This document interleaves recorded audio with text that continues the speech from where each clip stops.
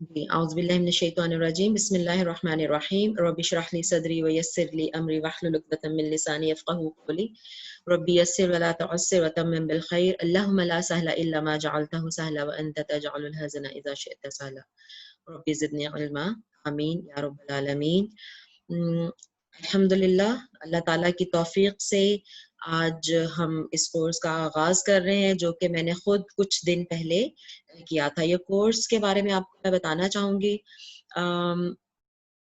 سعودی عرب سے، یہ آپ نام یہاں پہ دیکھ رہے ہوں گے زین عرفان صاحب کے، جنہوں نے یہ پریپیئر کر کے ماشاءاللہ کرایا، اللہ تعالیٰ ان کو جزائے خیر دے، اور انہوں نے باقاعدہ اجازت دی تھی کہ اس کورس کو کرنے کے بعد آپ آگے کروانا چاہیں آپ کروا سکتے ہیں، اور یہ پوری سلائیڈز وغیرہ جو میں استعمال کروں گی انشاءاللہ یہ انہوں نے ہی شیئر کی تھی پھر، اور میں وہی سلائیڈز یوز کر رہی ہوں، اور بلکہ میں آپ سب سے بھی کہوں گی کہ آپ بھی کر کے اس کورس کو، اور اگر آپ آگے کروانا چاہیں تو آپ ضرور کروائیں، ٹھیک ہے، اور یہ انشاءاللہ سب کے لیے صدقہ جاریہ بنے گا۔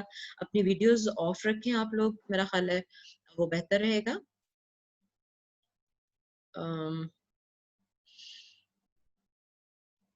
ٹھیک ہے انشاءاللہ چلیں شروع کرتے ہیں۔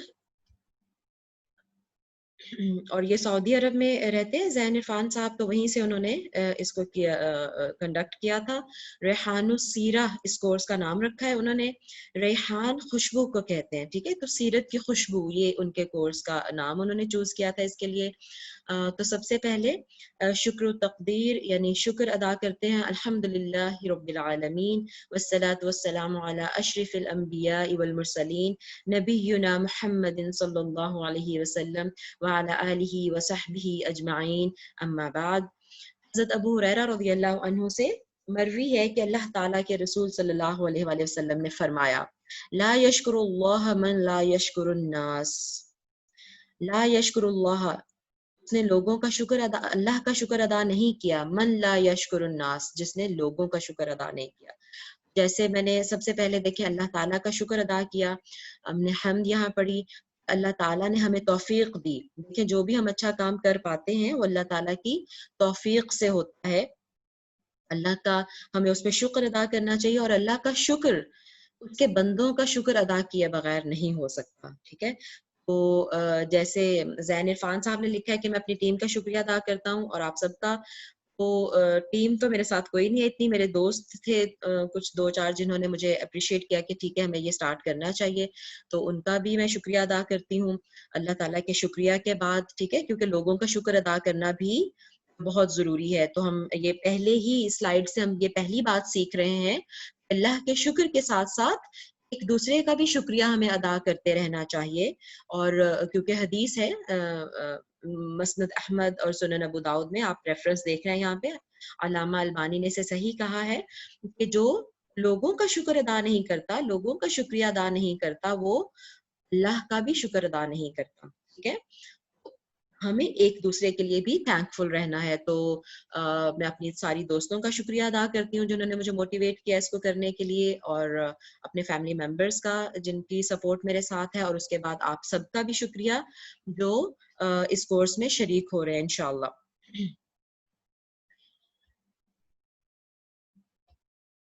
اللہ تعالیٰ کا اپنے بندے سے بھلائی کا ارادہ، اور بہت پیاری حدیث میں آپ کے ساتھ شیئر کر رہی ہوں، حضرت معاویہ رضی اللہ عنہ سے مروی ہے، اللہ تعالیٰ کے رسول صلی اللہ علیہ وسلم نے فرمایا، رسول اللہ نے فرمایا، من یرد اللہ بہ خیرا یفقہہ فی الدین، یہ بھی صحیح بخاری اور صحیح مسلم کی حدیث ہے، جس کے ساتھ اللہ تعالیٰ بھلائی کا ارادہ کرے اسے دین کی سمجھ عطا کرتا ہے، ٹھیک ہے۔ دیکھیں کتنی خوبصورت بات ہے کہ دنیاوی بھلائی تو بہت ڈفرینٹ ہو سکتی ہے، کہ کسی کی آپ ویل وشر ہوں، ٹھیک ہے، وہ بہت مختلف ہو سکتا ہے اس کا معنی اور مفہوم، لیکن دین میں بھلائی کس کے ساتھ کی جاتی ہے؟ جس کو دین کی سمجھ دی جاتی ہے، ٹھیک ہے۔ اگر میں آپ کی بھلائی چاہتی ہوں، مجھے چاہیے کہ میں آپ کو دین سکھا دوں۔ اسی طرح اللہ تعالیٰ یہاں پہ بات آپ صلی اللہ علیہ وسلم کر رہے ہیں، آپ فرما رہے ہیں کہ اللہ تعالیٰ جس کے ساتھ بھلائی کا ارادہ کرتا ہے، جس کے ساتھ بھلائی چاہتا ہے، کیا کرتا ہے؟ اسے بہت زیادہ مال و دولت نہیں دیتا، اسے بہت زیادہ دنیا کی آسائشیں نہیں دیتا، بلکہ کیا کرتا ہے؟ اسے دین کی سمجھ دے دیتا ہے۔ اللہ تعالیٰ ہمیں ان لوگوں میں سے کرے، ٹھیک ہے، جو دین کی سمجھ حاصل کرنے کی طرف آتے ہیں اور اس حدیث پر پختہ یقین ہو کہ اللہ تعالیٰ نے مجھے موقع یہ عطا کیا ہے، ٹھیک ہے، آپ بھی یہ پختہ یقین رکھیں اور الحمدللہ میں بھی اس یقین پہ عمل کرتے ہوئے آگے چلوں گی۔ اللہ تعالیٰ نے ہمیں یہ موقع دیا ہے کہ ہم دین سیکھیں، اور دین میں وہ دین جس کے ذریعے ہم تک آیا ہم اس کی زندگی کے بارے میں سیکھنے جا رہے ہیں۔ تو یہ اللہ تعالیٰ نے ہمارے ساتھ بھلائی کا ارادہ کیا ہے، اللہ تعالیٰ نے جو ہمیں توفیق دی ہے، ہم اس کورس کے ساتھ جڑے ہیں اور ہم صبح کے وقت جبکہ بہت سارے لوگ سو رہے ہوں گے، ٹھیک ہے، اور اللہ تعالیٰ نے ہمیں توفیق دی ہے کہ ہم اس کو سن سکیں، اپنے پیارے نبی صلی اللہ علیہ وسلم کی زندگی کے بارے میں سننے کا اور بات کرنے کا اللہ نے ہمیں موقع دیا، تو اللہ تعالیٰ نے یقیناً ہم سے بھلائی کا ارادہ کیا ہے اور ہم انشاءاللہ اس بھلائی کو آگے لے کے چلیں گے۔ جو کورس ہم کرنے جا رہے ہیں، اچھا اس کے بارے میں جو زین صاحب ہیں جنہوں نے یہ بنایا تھا کورس، وہ بتا رہے ہیں کہ سیرت کی مختلف عربی اور اردو کی کتب کے مطالعہ سے انہوں نے اس کورس کو تیار کیا ہے، ٹھیک ہے، اور جو مطلب اس کا جو ریفرنس انہوں نے لیے ہیں آپ یہاں سلائڈ دیکھ رہے ہیں، انہوں نے ریسورسز اپنے بتائے ہیں، ٹھیک ہے، کہ کہاں سے انہوں نے لیا۔ تو مجھے ذرا آپ چیٹ میں بتائیے کہ سب سے پہلا ہمارا ماخذ، سب سے پہلا سورس کسی بھی چیز کا کیا ہونا چاہیے، کہاں سے ہم لیں؟ جی قرآن، بالکل ٹھیک، الحمدللہ، آپ لوگ اپنے جواب دے سکتے ہیں مجھے، ایکسیلنٹ، ماشاء اللہ، بارک اللہ فیکم۔ سب سے پہلا سورس ایک مسلمان کے لیے یقیناً قرآن ہے، ٹھیک ہے، ہم چونکہ آپ صلی اللہ علیہ وسلم کی زندگی کے بارے میں بات کرنے جا رہے ہیں، اور آپ صلی اللہ علیہ وسلم کی زندگی جو تھی وہ قرآن ہی کی عملی تفسیر تھی، ٹھیک ہے، تو سب سے پہلا دیکھیں جو یہاں پہ آپ کو بک نظر آ رہی ہے لیفٹ سائڈ سے، وہ قرآن ہے، ٹھیک ہے، تو سب سے پہلے کیونکہ اس میں قرآن، اس کورس میں قرآن سے آیات شامل کی گئی ہیں، ٹھیک ہے، آپ صلی اللہ علیہ وسلم کی زندگی کے بارے میں جو قرآن سے آیات ہیں وہ شامل کی گئی ہیں۔ اس کے بعد جی قرآن کے بعد کس کی باری آتی ہے؟ کون سا ہمارے لیے اوتھینٹک سورس ہے قرآن کے بعد؟ جی حدیث، ٹھیک ہے، الحمدللہ، بالکل ٹھیک۔ اور حدیث میں آپ کو پتا ہوگا، آپ میں سے بہت سارے لوگوں نے سنا ہوگا صحاح ستہ کا نام، ٹھیک ہے، آپ لوگوں کو پتا ہے صحاح ستہ کیا لفظ ہے اور اس کا کیا معنی ہوتا ہے؟ اگر کسی کو پتا ہے کہ کیا مطلب ہے صحاح ستہ کا تو بتائیے مجھے چیٹ میں آپ لوگ۔ صحاح ستہ، صاد حا الف حا، صحاح ستہ، چلیں اس کا جواب ابھی تک نہیں آیا جی، 6 authentic books نہیں، لائف آف محمد صلی اللہ علیہ وسلم is not the correct answer, no, ٹھیک ہے، پہلے میں آپ کو بتا دیتی ہوں، صحاح دیکھیں صحیح کی جمع ہے، جو لفظ ہم بولتے ہیں صحیح، authentic جس کو انگلش میں ہم کہتے ہیں، اردو میں صحیح کہتے ہیں، انگلش میں authentic، ٹھیک ہے، اور ستہ عربی کی گنتی میں 6 کو کہتے ہیں، ٹھیک ہے، صحاح ستہ کا مطلب ہے 6 authentic books of hadith، right? Mutahar صاحب کی میرا خیال ہے کہ مدر انشاءاللہ جوائن انہوں نے کیا ہوگا، مطہر میرا اسٹوڈنٹ ہے اور ان کی مدر نے شاید جوائن کیا، جن کا آنسر ٹھیک تھا یہ، ماشاء اللہ، بارک اللہ فی کی۔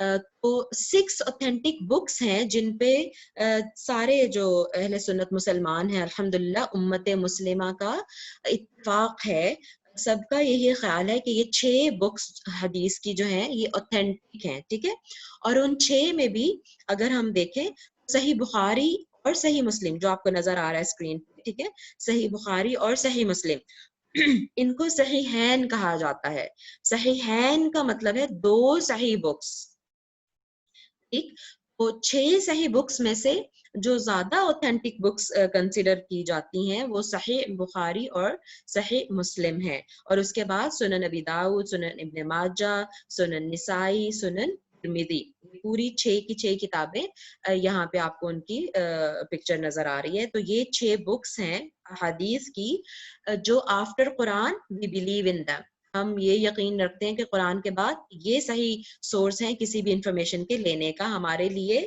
جو دلیل ہوگی وہ یہ احادیث کی بکس ہوں گی، ٹھیک ہے، اور ان 6 میں سے ज्यादा ऑथेंटिक सही बुखारी नंबर 1 और नंबर 2 सही मुस्लिम। इसी वजह से इनके नाम के साथ ही सही लगा दिया गया है, ठीक है। तो आई होप ये चीज क्लियर होगी। तो सबसे पहला हमारा माखज जहां से हमने लेना है सोर्स को, जो जो मटेरियल हम लेंगे, कुरान, उसके बाद अहादीस, उसके बाद मुख्तलिफ सीरत की किताबें हैं। ये सीरत की मुख्तलिफ किताबें हैं और ये उनके भी आपको टाइटल नजर आ रहे हैं जो कंसल्ट की गई हैं इस कोर्स को तैयार करने के लिए। लेकिन इसमें से मैं एक बुक का, जो ये मिडल में आपको नाम नजर आ रहा है, अर्रहीकुल मख्तूम, ठीक है, ये बुक है मिडल में, अर्रहीकुल मख्तूम, इसके बारे में बताना चाहूंगी। ये ऐसी किताब है जिसको फर्स्ट प्राइज मिला हुआ है, ठीक है, यानी इसको नंबर 1, एक कंपटीशन कंडक्ट किया गया था आप सल्लल्लाहु अलैहि वसल्लम की सीरत पे, आप सल्लल्लाहु अलैहि वसल्लम की जिंदगी पे किताब लिखने का कंपटीशन हुआ था पूरी दुनिया में, ठीक है। तो अरब ममालिक और गैर अरब ममालिक सब ने उसमें पार्टिसिपेट किया। इस किताब को फर्स्ट प्राइज मिला था, उसमें ये किताब ने जीता था। और इसके जो है मुसन्निफ वो है इंडिया के स्कॉलर हैं वो, ठीक है, और उन्होंने अरेबिक में ये बुक लिखी, थे इंडिया के माशाल्लाह, लेकिन उन्होंने बुक अरेबिक में लिखी और इसका जो ट्रांसलेशन है वो मुख्तलिफ जुबानों में मौजूद है। तो अगर कोई कंसल्ट करना चाहे तो this is the most authentic book. क्यों इसको फर्स्ट प्राइज मिला? क्योंकि इसमें मोस्ट ऑथेंटिक बुक इसको दर्जा दिया गया कि इसमें जो रेफरेंसेस राइटर ने यूज किए हैं वो पूरे यानी दर्ज किए हैं और ऑथेंटिक रिसोर्सेज उन्होंने लिए हैं, ठीक है। और उसके अलावा बाकी बुक्स भी हैं जो कि आप मतलब यहाँ पे देख सकते हैं, और काफी सीरत की किताबें, लेकिन चूंकि ऑथेंटिसिटी वाइज मैंने आपको बताया कि ये नंबर 1 बुक है, इसलिए मैंने आपको इसका तारुफ दे दिया। अगली स्लाइड पे अगर हम चले इंशाल्लाह। हाँ जी, तो कोर्स का तारुफ कुछ तो मैंने आपको पहले ही दे दिया, ठीक है। रेहानु सीरह नाम से इसका नाम रखा गया है और इस कोर्स को तैयार करने के बाद उलमा की तरफ से इस पे नजरसानी हुई है, यानी सऊदी अरब के जो डिफरेंट स्कॉलर्स हैं, क्योंकि ये जो जो जैन साहब हैं जिन्होंने ये कोर्स तैयार किया है, ये सऊदीया से ही पढ़े हैं, मदीना यूनिवर्सिटी से, और वहाँ उन्होंने अपने टीचर्स वगैरह को कंसल्ट करके उनको चेक करवाया है पहले ये, ठीक है, और फिर जो है ये अवामुन नास तक इसको पहुंचाया जा रहा है। तो अल्हम्दुलिल्लाह आप इस बात पे यानी आप तसल्ली रख सकते हैं, ये अल्हम्दुलिल्लाह इसमें तमाम बातें सही शामिल हुई हैं और ऑथेंटिक हैं। Please mention this Sira book name again, अर्रहीकुल Maktoum, अर्रहीकुल Maktoum, और इंग्लिश में सील्ड नेक्टर कहते हैं इसको जी, सील्ड नेक्टर किसी ने लिखा हुआ है जी। इंग्लिश जो वर्जन है इसका, इंग्लिश ट्रांसलेशन वाली बुक, वो सील्ड नेक्टर है, और जो उर्दू का है वो है अर्रहीकुल मख्तूम। और ये कुरान पाक में भी है लफ्ज, मुझे सूरा याद नहीं आ रही, ठीक है, हाँ जी, रहीकुल मखतूम, ये सना कामरान ने लिख भी दिया है। जी, सफीउर रहमान मुबारकपुरी ने ये लिखी है किताब, ठीक है। अच्छा, तो सीरत का सीखना इंतहाई आसान, ठीक है। देखिए, जब अल्हम्दुलिल्लाह हमने ये सोचा, हमने ये इरादा किया कि हम आप सल्लल्लाहु अलैहि वसल्लम की जिंदगी के बारे में जान रहे हैं, ठीक है, और इतने छोटे से दिनों में कैसे हम जान सकते हैं तो वो हम आगे देखेंगे।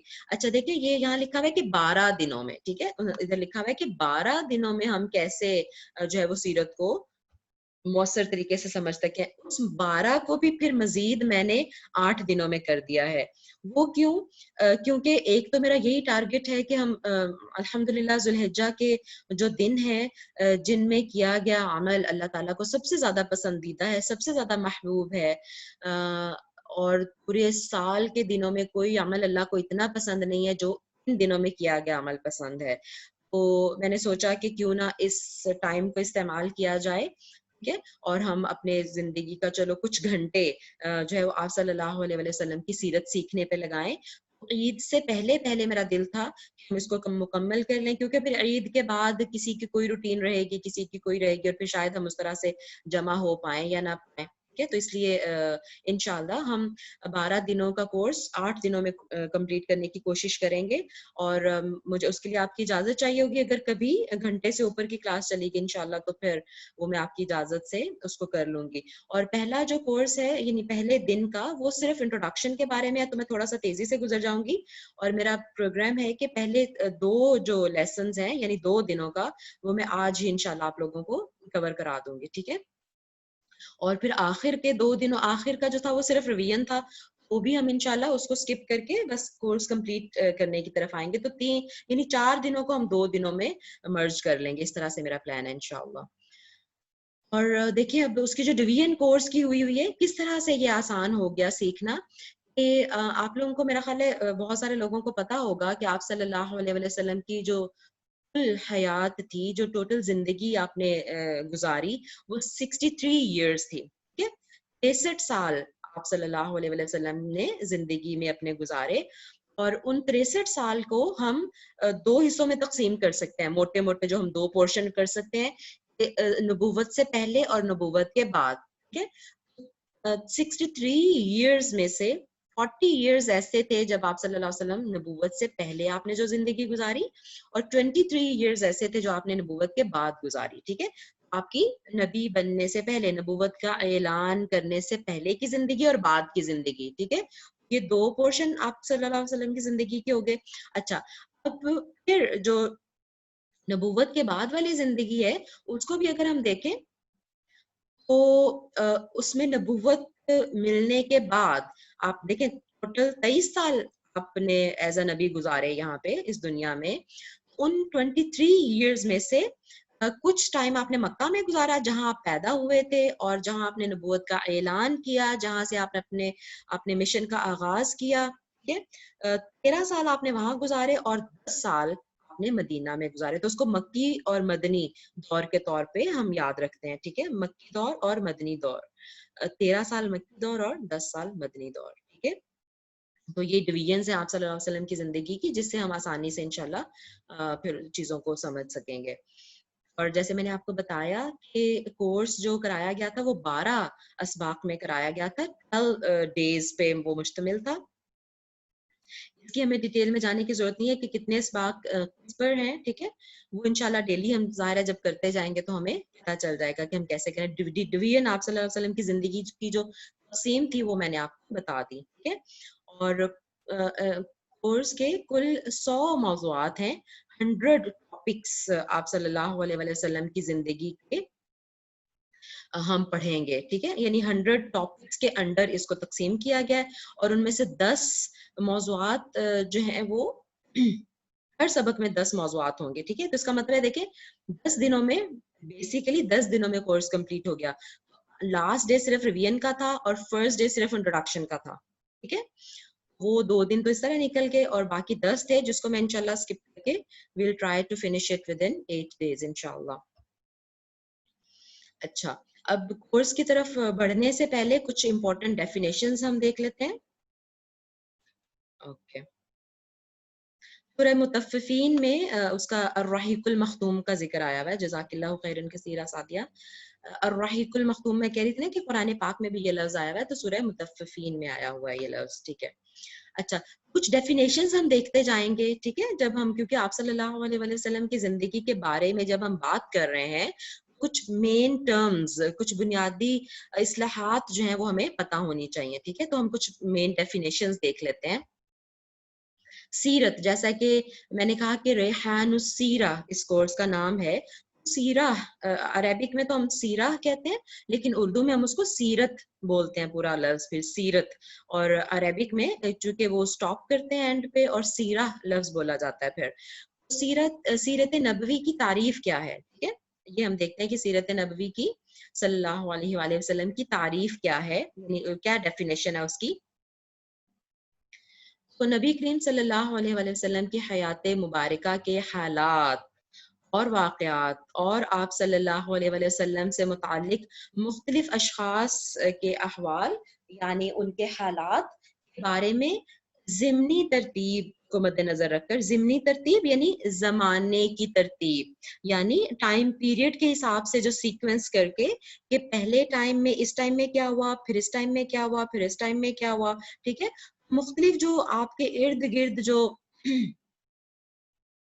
مختلف ارد گرد آپ کے جو شخصیات تھیں، جو واقعات ہوئے، جو حالات رہے، ان سب کی اسٹڈی کو، ٹھیک ہے، زمانے کی ترتیب کے لحاظ سے، ٹائم پیریڈ کے سیکوینس کے لحاظ سے اگر ہم اسٹڈی کریں تو اس کو سیرت کہتے ہیں، علم سیرت کہتے ہیں. ٹھیک ہے، سیکوینس کے حساب سے جو مرتب کیا گیا ہے علم، اس علم کو علم سیرت کہا جاتا ہے.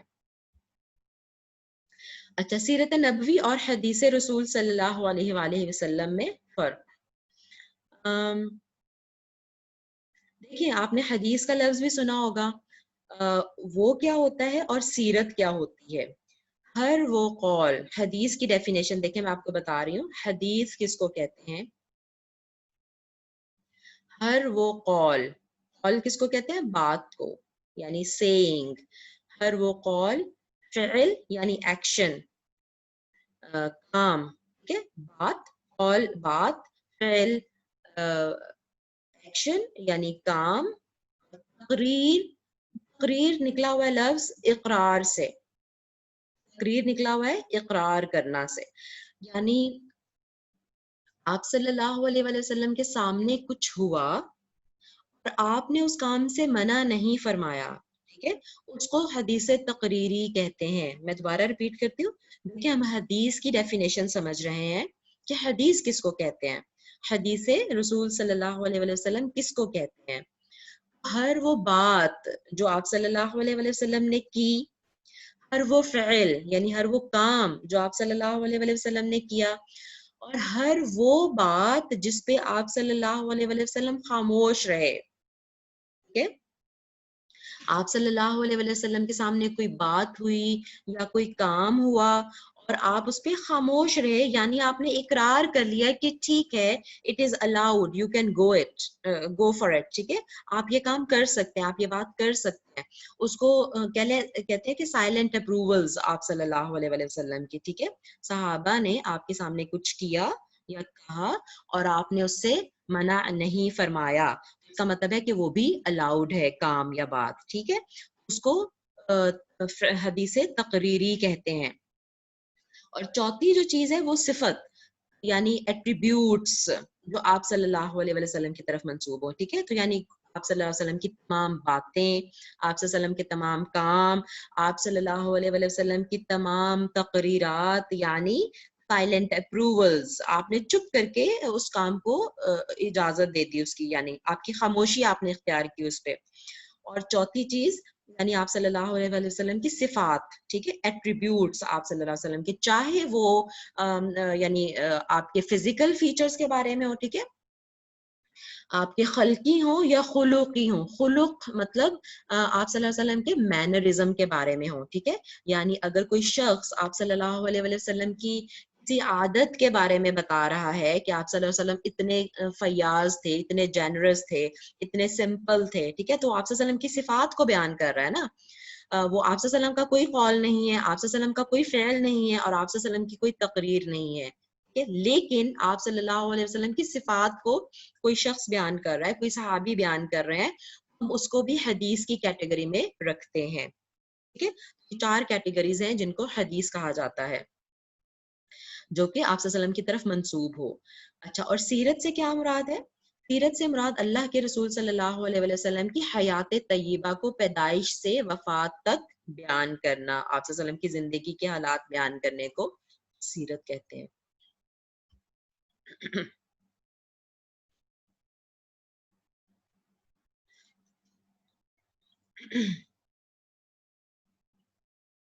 جی، سیرت نبوی اور علم تاریخ میں فرق. اب دیکھیں، ہمارے لیے تو آپ صلی اللہ علیہ وسلم کی زندگی بھی تاریخ ہو گئی نا، ٹھیک ہے، ہسٹری ہے ہمارے لیے تو. لیکن عام جو ایک عام ہسٹری کا جو نالج ہے یا جو سیرت نبوی ہے، اس میں کیا فرق ہے؟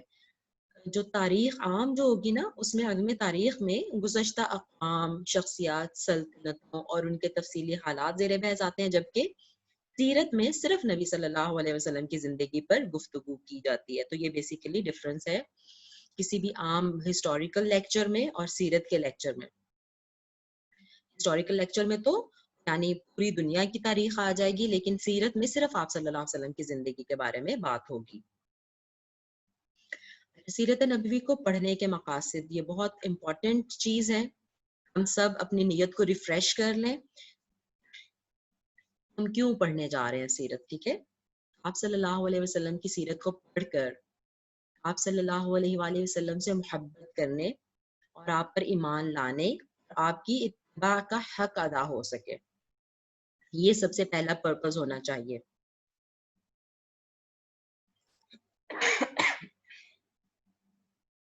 ٹھیک ہے، تو اور یقیناً آپ صلی اللہ علیہ وسلم کی محبت اور آپ پر ایمان رکھنا ہمارے ایمان کا حصہ ہے. اللہ کے ساتھ ایمان کے بعد آپ صلی اللہ علیہ وسلم پر ایمان رکھنا یقیناً ہمارے ایمان کا حصہ ہے، لازم جز ہے. اور اس ایمان کا حق بھی ادا ہو سکتا ہے جب ہمیں آپ صلی اللہ علیہ وسلم کی سیرت کے بارے میں پتا ہو، اور آپ کی سیرت کے بارے میں پتا ہونے کے بعد ہمیں آپ صلی اللہ علیہ وآلہ وسلم سے محبت ہو. ٹھیک ہے، یہ پرپز ہے کہ ہم اپنی محبت کو بڑھا سکیں آپ صلی اللہ علیہ وآلہ وسلم کے ساتھ.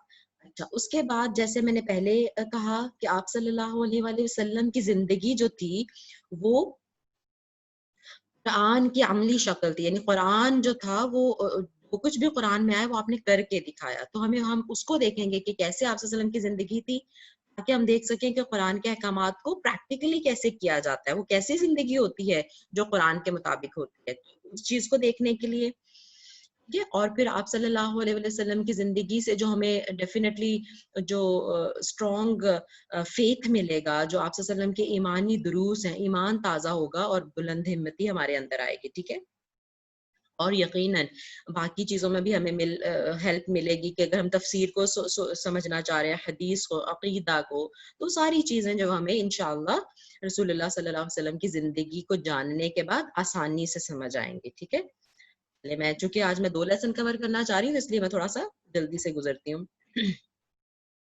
مصادر اور مراجع سے کیا مراد ہے؟ دیکھیں، مراجع اور مصادر، مصادر مصدر کی جمع ہے. ٹھیک ہے، مصادر اصلیہ یعنی قرآن مجید، یعنی مصدر کہتے ہیں یعنی جہاں سے کوئی چیز نکلی ہوئی ہو. ٹھیک ہے، جہاں سے کوئی چیز نکلی ہوئی ہو. قرآن مجید اور حدیث کی کتابیں، اور دوسری جو مغازی اور سیرہ کی کتابیں ہیں، مغازی یعنی غزوات جو ہے، اور آپ سے سرایہ اور غزوات جو آپ صلی اللہ علیہ وسلم کی جنگوں، کچھ ایسی کتابیں ہیں جو صرف آپ صلی اللہ علیہ وسلم کے دور میں جو جنگیں ہوئی تھیں ان پہ لکھی گئی ہیں. ٹھیک ہے، تو وہ والی کتابیں، اور کتب شمائل یعنی آپ صلی اللہ علیہ وسلم کی جو عادات پہ صرف کتابیں لکھی گئی ہیں، یا کتب دلائل النبوہ یعنی آپ صلی اللہ علیہ وسلم کے جو معجزات تھے صرف ان پہ لکھی گئی ہیں. تو یہ اس طرح کی کتابیں جو ہیں یہ ان کا اصل مصدر ہے آپ صلی اللہ علیہ وسلم کی سیرت کو لینے کا. اور دوسری جو مصادر تکمیلیاں ہیں، یعنی آپ پوری دنیا کی، کیونکہ دیکھیں آپ صلی اللہ علیہ وسلم کی ذات ایسی ہے جس پہ صرف مسلمانوں نے نہیں لکھا، غیر مسلموں میں نے بھی لکھا ہے. ٹھیک ہے، تو جو جنرل جو یعنی آپ کو ہسٹری کی بکس ملیں گی اس میں بھی آپ صلی اللہ علیہ وسلم کا یقیناً ذکر ملے گا. ٹھیک ہے، وہ جو کتابیں ہوں گی، کیونکہ وہ چونکہ حدیث سے نہیں لی ہوں گی، وہ ہسٹورین، جو بھی ہسٹورین ہے اس نے اپنے حساب سے لکھی ہوں گی، تو وہ بھی ہیلپ ضرور کریں گی، لیکن یقیناً وہ ہمارا بیسک ہمارا جو ہے نا سورس وہ نہیں ہوگا. مصادر تکمیلیہ ہو سکتا ہے لیکن اصلیہ نہیں ہو سکتا، ایکچوئل سورس وہ نہیں ہو سکتا، but it can help us to complete something. اچھا، تو سیرت سے متعلق آج کا نقطہ تعلیم، ہر لیسن کے اینڈ پہ جو کورس کنڈکٹ کرنے والے تھے انہوں نے مطلب ایک مین پوائنٹ رکھا تھا اینڈ پہ. ٹھیک ہے، آج کا جو مطلب فرسٹ لیسن کے اینڈ پہ جو مین پوائنٹ وہ بتانا چاہ رہے تھے وہ سیرت کے بارے میں تھا. ٹھیک ہے، کہ سیرت پر سب سے زیادہ اور تفصیل میں مفصل کتابیں جو ہے نا وہ ڈیفینیٹلی عربک میں لکھی گئی ہیں، کیونکہ آپ صلی اللہ علیہ وسلم خود عربی تھے. ٹھیک ہے، اور جو بھی اسلام کو سمجھنا چاہتا ہے اس کے لیے عربی سمجھنا بہت ضروری ہے، چاہے وہ عرب کے اسکالر سے، جیسے میں نے ابھی آپ کو مثال دی کہ جو الرحیق المختوم کتاب ہے وہ انڈیا کے اسکالر ہیں انہوں نے لکھی. ठीक है, तो अब देखें वो गैर अरब हैं लेकिन उन्होंने अरबी में बुक लिखी, ठीक है, कि कोई भी स्कॉलर, इस्लामिक स्कॉलर तब स्कॉलर हो ही नहीं सकता जब तक उसको अरबी पे महारत हासिल ना हो, ठीक है। इसलिए अरबी में सबसे ज्यादा किताबें हैं क्योंकि स्कॉलर्स ने लिखी, तो चाहे अरब के थे या गैर अरब थे, उन्होंने अरबी जुबान में किताबें लिखी। इसके बाद अल्हम्दुलिल्लाह मुझे और आपको इस पे खुशी और फख्र महसूस होना चाहिए जिनकी जुबान उर्दू है, कि उसके बाद अरबी के बाद सबसे ज्यादा कुतुब जो लिखी गई हैं वो उर्दू जुबान में लिखी गई हैं, ठीक है। और उससे भी बड़ी खुशी की बात यह है कि अगर पिछली एक सेंचुरी को देखा जाए, अगर ओवरऑल पूरे 1400 साल को देखा जाए, तो सबसे ज्यादा अरबी में और उसके बाद उर्दू में तब लिखी गई हैं, बुक्स लिखी गई हैं हदीस पे, सीरत पे। लेकिन अगर सिर्फ एक पिछली एक सेंचुरी को देखें, उसमें सबसे ज्यादा सुभान अल्लाह उर्दू में लिखी गई हैं, अल्हम्दुलिल्लाह, ठीक है। तो ये उर्दू दान लोगों की आप सल्लल्लाहु अलैहि वसल्लम की सीरत से मोहब्बत कह लें, आप सल्लल्लाहु अलैहि वसल्लम से मोहब्बत कह लें, ठीक है, कि देखें पूरी पिछली एक सदी में सबसे ज्यादा किताबें उर्दू में लिखी गई हैं। एक अंदाजे के मुताबिक सीरत पर अब तक 5000 से ज्यादा कुतुब लिखी जा चुकी हैं, और इसमें से देखिए 5000 में से 2700 यानी आधे से भी ज्यादा किताबें जो है वो उर्दू पर मौजूद है। और वो दारुल हिकमा एक लाइब्रेरी है, हो सकता है ज्यादा हो लेकिन दारुल हिकमा एक लाहौर में लाइब्रेरी है, अगर कभी किसी को इत्तेफाक हो तो जरूर वहां पे जाइएगा। दारुल हिकमा लाइब्रेरी कह रहे हैं वहां पे लाहौर में, उन वहां पे 2700 सुभान अल्लाह किताबें उर्दू में मौजूद हैं। अल्लाह अकबर, कितना बड़ा किसी ने काम किया है कि किताबें जमा की हैं सीरत पर एक ही जगह। देखें ये जो इतनी बुक्स लिखी गई हैं, यकीनन ये मुसलमानों की, मुसलमान मुसन्निफीन जो थे, जो मुसलमान राइटर थे, उनकी आप सल्लम से मोहब्बत की दलील है। आप सल्लम की एक 63 साल मुख्तसर जिंदगी, मैं इसको कहूंगी एक एवरेज लाइफ, एवरेज जो है वो 60s कहते हैं, इतनी सी जिंदगी आप सल्लल्लाहु अलैहि वसल्लम की, और देखें लाखों की तादाद में कुतुब हैं आप लिखी गई हैं जो, और यकीनन ये मोहब्बत हमें किसी और शख्सियत के लिए दुनिया में नहीं मिलती, इसकी मिसाल हमें नहीं मिलती। एंड पे उन्होंने सवाल पूछा था कि आप सब खुद अपने आप से सवाल कीजिए या बताइए कि आपके घर में कौन कौन सी किताब मौजूद है सीरत की। चैट में लिखिए जरा, बताइए क्या आपके घर में कोई सीरत की किताब मौजूद है, अगर मौजूद है तो कौन सी है, और क्या आपने कभी सीरत की कोई किताब मुकम्मल तौर पर पढ़ी है। How did you find it, कैसा लगा आपको, कौन सी किताब पढ़ी है और आपके घर में है या आपने लाइब्रेरी से लेके पढ़ी है, जरा शेयर कीजिए मेरे साथ। सील्ड नेक्टर, गुड, विनीता के पास सील्ड नेक्टर है। अर्रहीकुल मख्तूम, ओके गुड। ये एक ही किताब है, इंग्लिश वर्जन और उर्दू वर्जन का डिफरेंट है। अरेबिक में भी अर्रहीकुल मख्तूम है, उर्दू में जो किताब की ट्रांसलेशन की गई है उसका नाम भी अर्रहीकुल मख्तूम ही है, ठीक है। और इंग्लिश जो बुक है उसका नाम सील्ड नेक्टर है, बुक वही है। अल्हम्दुलिल्लाह, मतलब अभी तक देखे 3 read it for often for O levels and then later on for research, good, अल्हम्दुलिल्लाह। फातिमा के पास भी सील नेक्टर है, ग्रेट। और ये बीइंग मैं बताऊंगी आपको, फातिमा मेरी स्टूडेंट है माशाल्लाह ओ लेवल्स की, अल्हम्दुलिल्लाह she has joined us for this course. और मैं अपने सारे ओ लेवल्स के बच्चों को जरूर कहती हूँ कि सील नेक्टर पढ़ें। ओ लेवल्स में चूंकि आप सल्लल्लाहु अलैहि वसल्लम की हिस्ट्री, आप सल्लल्लाहु अलैहि वसल्लम की सीरत के बारे में पढ़ना होता है बच्चों को, तो जो अच्छे स्टूडेंट्स होते हैं, मतलब ब्रिलियंट स्टूडेंट, उनको मैं जरूर कहती हूँ कि वो सील्ड नेक्टर को कंसल्ट करें अपनी फर्दर स्टडीज के लिए, ठीक है। चले इंशाल्लाह, तो यही था आज का जो सबक है, वो उन्होंने पूरी रिवीजन कराई है जो कि मैं नहीं कराऊंगी टाइम की कमी के बायस। मेन जो चीज थी ना वो मैं इंशाल्लाह जरूर आपके साथ शेयर करना चाहूंगी। शुरू में जो हमने देखे सीखी थी बात, मैंने कहा कि सबसे पहली बात जो हम सीख रहे हैं, अल्लाह का शुक्र अदा करने के साथ साथ बंदों का थैंकफुल होना बहुत जरूरी है, ठीक है। और ये मैं आपसे शेयर करूंगी कि अक्सर लोगों को मैंने कहते सुना है कि हम तो फ्रेंड्स हैं, फ्रेंड्स में थैंक यू कहने की कोई जरूरत नहीं, ठीक है। या अपने बहन भाई एक दूसरे के लिए अगर कोई काम करते तो उनको थैंक यू कहने की या उनको शुक्रिया कहने की कोई जरूरत नहीं। मैं इसको टोटली अपोज करती हूँ, ठीक है। फ्रेंड्स में भी हमें थैंक यू बोलना होता है एक दूसरे को, क्योंकि इससे मोहब्बत बढ़ती है। और रिश्तेदारों में भी, बहन भाइयों में भी, माँ बाप में भी, ठीक है। मेरा बेटा मेरी बेटी मेरे लिए कोई काम करे तो मैं उसको बोलूंगी थैंक यू बेटा, ठीक है, और अगर मैं उनके लिए कोई काम करूं तो वो मुझे कहेंगे थैंक यू मामा, ठीक है, या जजाक अल्लाह या जजाकुमुल्लाह। तो ये जो अल्फाज हैं शुक्रिया के, ये बंदों के लिए भी हमें जरूर इस्तेमाल करने हैं, क्योंकि हदीस है कि जो बंदों का शुक्रिया अदा नहीं करता वो अल्लाह का भी शुक्र अदा नहीं करता, ठीक है। तो ये हमें बात जो है ना एज अ रिमाइंडर इंशाल्लाह हमें ये अपने आप को रिमाइंड कराते रहना है। दूसरी बात हमें ये रिमाइंड अपने आप को कराना है कि अल्लाह ताला जिसके साथ भलाई का इरादा करता है उसे, यहाँ खाली जगह छोड़ी गई है जी, उसे दीन की समझ देता है, ठीक है। अल्लाह ताला जिसके साथ भलाई का इरादा करता है उसे दीन की समझ देता है, दीन वाले लोगों के साथ जोड़ता है, दीन सीखने के मौके अल्लाह ताला उसको प्रोवाइड करता है जिसके साथ भी अल्लाह भलाई का इरादा करता है, ठीक है। तो बाकी कुछ और स्लाइड्स हैं जिनकी मैं नहीं जानना चाह रही क्योंकि वो जस्ट रिवीजन है एंड आई फील कि हम उसको स्किप कर सकते हैं, ठीक है। तो इंशाल्लाह अब मैं आपके साथ दूसरे दिन का लेसन शेयर कर रही हूँ। 20 मिनट अभी हमारे घंटा होने में है।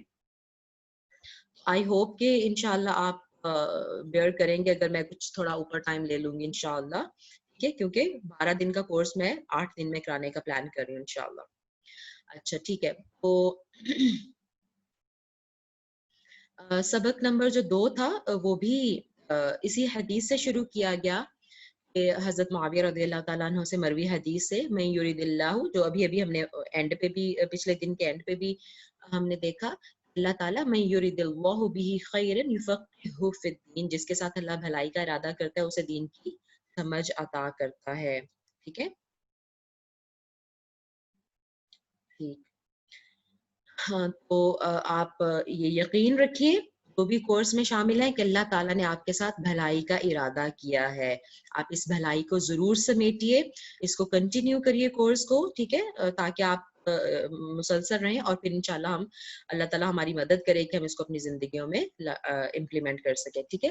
तो सबक नंबर 2 में, जो कि मैं पहले दिन में ही कवर करा रही हूँ आपको, उन्होंने पहले कहा था कि सबक नंबर 1 की दोहराई करेंगे और फिर सबक नंबर 2 के जो सेकेंड लेसन के जो 10 टॉपिक्स थे, रिमेम्बर ने कहा था कि हर डे हर लेसन में 10 टॉपिक्स कवर होंगे, 10 मौजूआत कवर होंगे, ठीक है। और फिर सीरत से मुतालिक जो एक मेन पॉइंट होगा नुक्ता तालीम के नाम से, वो एंड पे शेयर किया जाएगा। तो मैं सबक नंबर 1 की दोहराई को स्किप करती हूँ, ठीक है, क्योंकि अभी अभी हमने पढ़ा है, वो पिछले दिन की बात नहीं है, अभी अभी की बात है, ठीक है। टोटल मैं ये वाली चीज आपके साथ रिवाइज कर लेती हूँ कि 63 इयर्स आप सल्लल्लाहु अलैहि वसल्लम की लाइफ थी, जिसको 40 एंड 23 में हम पहले तो डिवाइड कर सकते हैं। 40 इयर्स बिफोर प्रॉफिटहुड, नबूवत से पहले, एंड 23 इयर्स आफ्टर प्रॉफिटहुड, ठीक है। और फिर जो 23 इयर्स हैं, क्योंकि ये नबूवत की जिंदगी है ना असल में, तो इसको फिर फर्दर डिटेल में पढ़ेंगे। और उस 23 इयर्स में से 13 इयर्स मक्का में जहां आप पैदा हुए थे और आपने शुरू किया था अपना नबूवत का सफर और नबूवत का मिशन, और 10 इयर्स मदीना में, ठीक है। ये चीज मैंने आपके साथ रिवाइज कर ली, बाकी डेफिनेशंस थी। और अगर किसी को चाहिए हो इसकी स्लाइड्स तो इंशाल्लाह वो मुझसे कांटेक्ट कर लीजिएगा। चैट में कोई मेरा फोन नंबर अगर लिख दे तो व्हाट्सएप, हो सकता है बहुत सारे लोगों के पास तो माशाल्लाह पहले से ही हो, लेकिन फिर भी अगर कोई ऐसा बंदा है जो उसने सिर्फ व्हाट्सएप मैसेज देख के वो कोर्स में आ गया और उसके पास मेरा कांटेक्ट नंबर नहीं है, तो कोई अल्लाह का बंदा प्यारा सा वो लिख दे यहाँ चैट में मेरा नंबर, ताकि वो चला जाए फिर मेरे साथ वो राब्ता कर ले, तो मैं आपके साथ ये शेयर भी कर सकती हूँ स्क्रीन, ठीक है, इंशाल्लाह। ठीक है, तो हम टॉपिक नंबर 2 जो था उसकी तरफ हम चल रहे हैं इंशाल्लाह। इसमें और फिर वही बात है कि पहले खाली पढ़ने की बजाय मैं डायरेक्ट वहां पे टॉपिक्स पे चली जाती हूँ कि पहले हम 1 2 3 करके पढ़ें और फिर एक एक की डिटेल में जाएं। मैं डायरेक्ट उसको शुरू करती हूँ टू सेव आवर टाइम। पहला टॉपिक जो हम कोर्स शुरू करने जा रहे हैं, तो उसमें जो पहला टॉपिक पढ़ रहे हैं वो है सल्तनतें और अदियान, ठीक है, सल्तनतें और अदियान, यानी डिफरेंट उस टाइम पे जब आप सल्लल्लाहु अलैहि वसल्लम पैदा हुए और आप सल्लल्लाहु अलैहि वसल्लम की पैदाइश से पहले अरब में, ठीक है, कौन कौन सी सल्तनतें थी, सल्तनतें मतलब कंट्रीज, ठीक है, कौन सी हुकूमतें थी और कौन कौन से अदियान पाए जाते थे। जी, तो यकीनन इसके बारे में जानना क्यों ज़रूरी है? क्यों हमें पता होना चाहिए कि कौन-कौन से दीन थे और कौन-कौन सी हुकूमतें थीं? जी, कोई आइडिया? بتائیے ذرا کیوں ہمیں پتا ہونا چاہیے کہ بھئی اس میں کون سے ادیان کیا ہے؟ ادیان دین کی جمع ہے کہ دین ریلیجن، ریلیجن دین، اور اس کی جمع ہے ادیان یعنی ریلیجنز. آپ صلی اللہ علیہ وسلم کے زمانے میں جب آپ کی پیدائش ہوئی اس وقت کون سے ریلیجنز تھے ارد گرد، لوگ کن ریلیجنز پہ بلیو کرتے تھے، اور کون سی گورنمنٹس تھیں، حکومتیں کون سی تھیں؟ جی ٹھیک ہے، گڈ گڈ. زاہدہ اقبال ہیں، یہ پاکستان سے میری کزن کی بیٹی ہیں الحمدللہ. وہ کہہ رہی ہیں یہ میں نے بھی کورس کیا تھا اور میں نے نوٹس بھی بنا رہی ہوں. گڈ الحمدللہ. جی ثنا بتا رہی ہیں کہ ہم کمپیئر کر پائیں. ٹھیک ہے، دین ابراہیمی، دین ابراہیمی نفیسہ، ٹھیک ہے، دین ابراہیمی کیا اپنی اصل شکل میں کہیں موجود تھا؟ آپ نے کہا کہ دین ابراہیمی اس زمانے میں تھا. دین ابراہیمی کہاں پہ موجود تھا نفیسہ؟ کیا میں آپ کا مائک آن کروں، آپ بولنا چاہیں گی؟ نفیسہ جی، میں آپ کو انمیوٹ کر رہی ہوں نفیسہ، کیونکہ I want to clear this point. جی آپ ایکسپٹ کیجئے، میں انمیوٹ کر رہی ہوں آپ کو.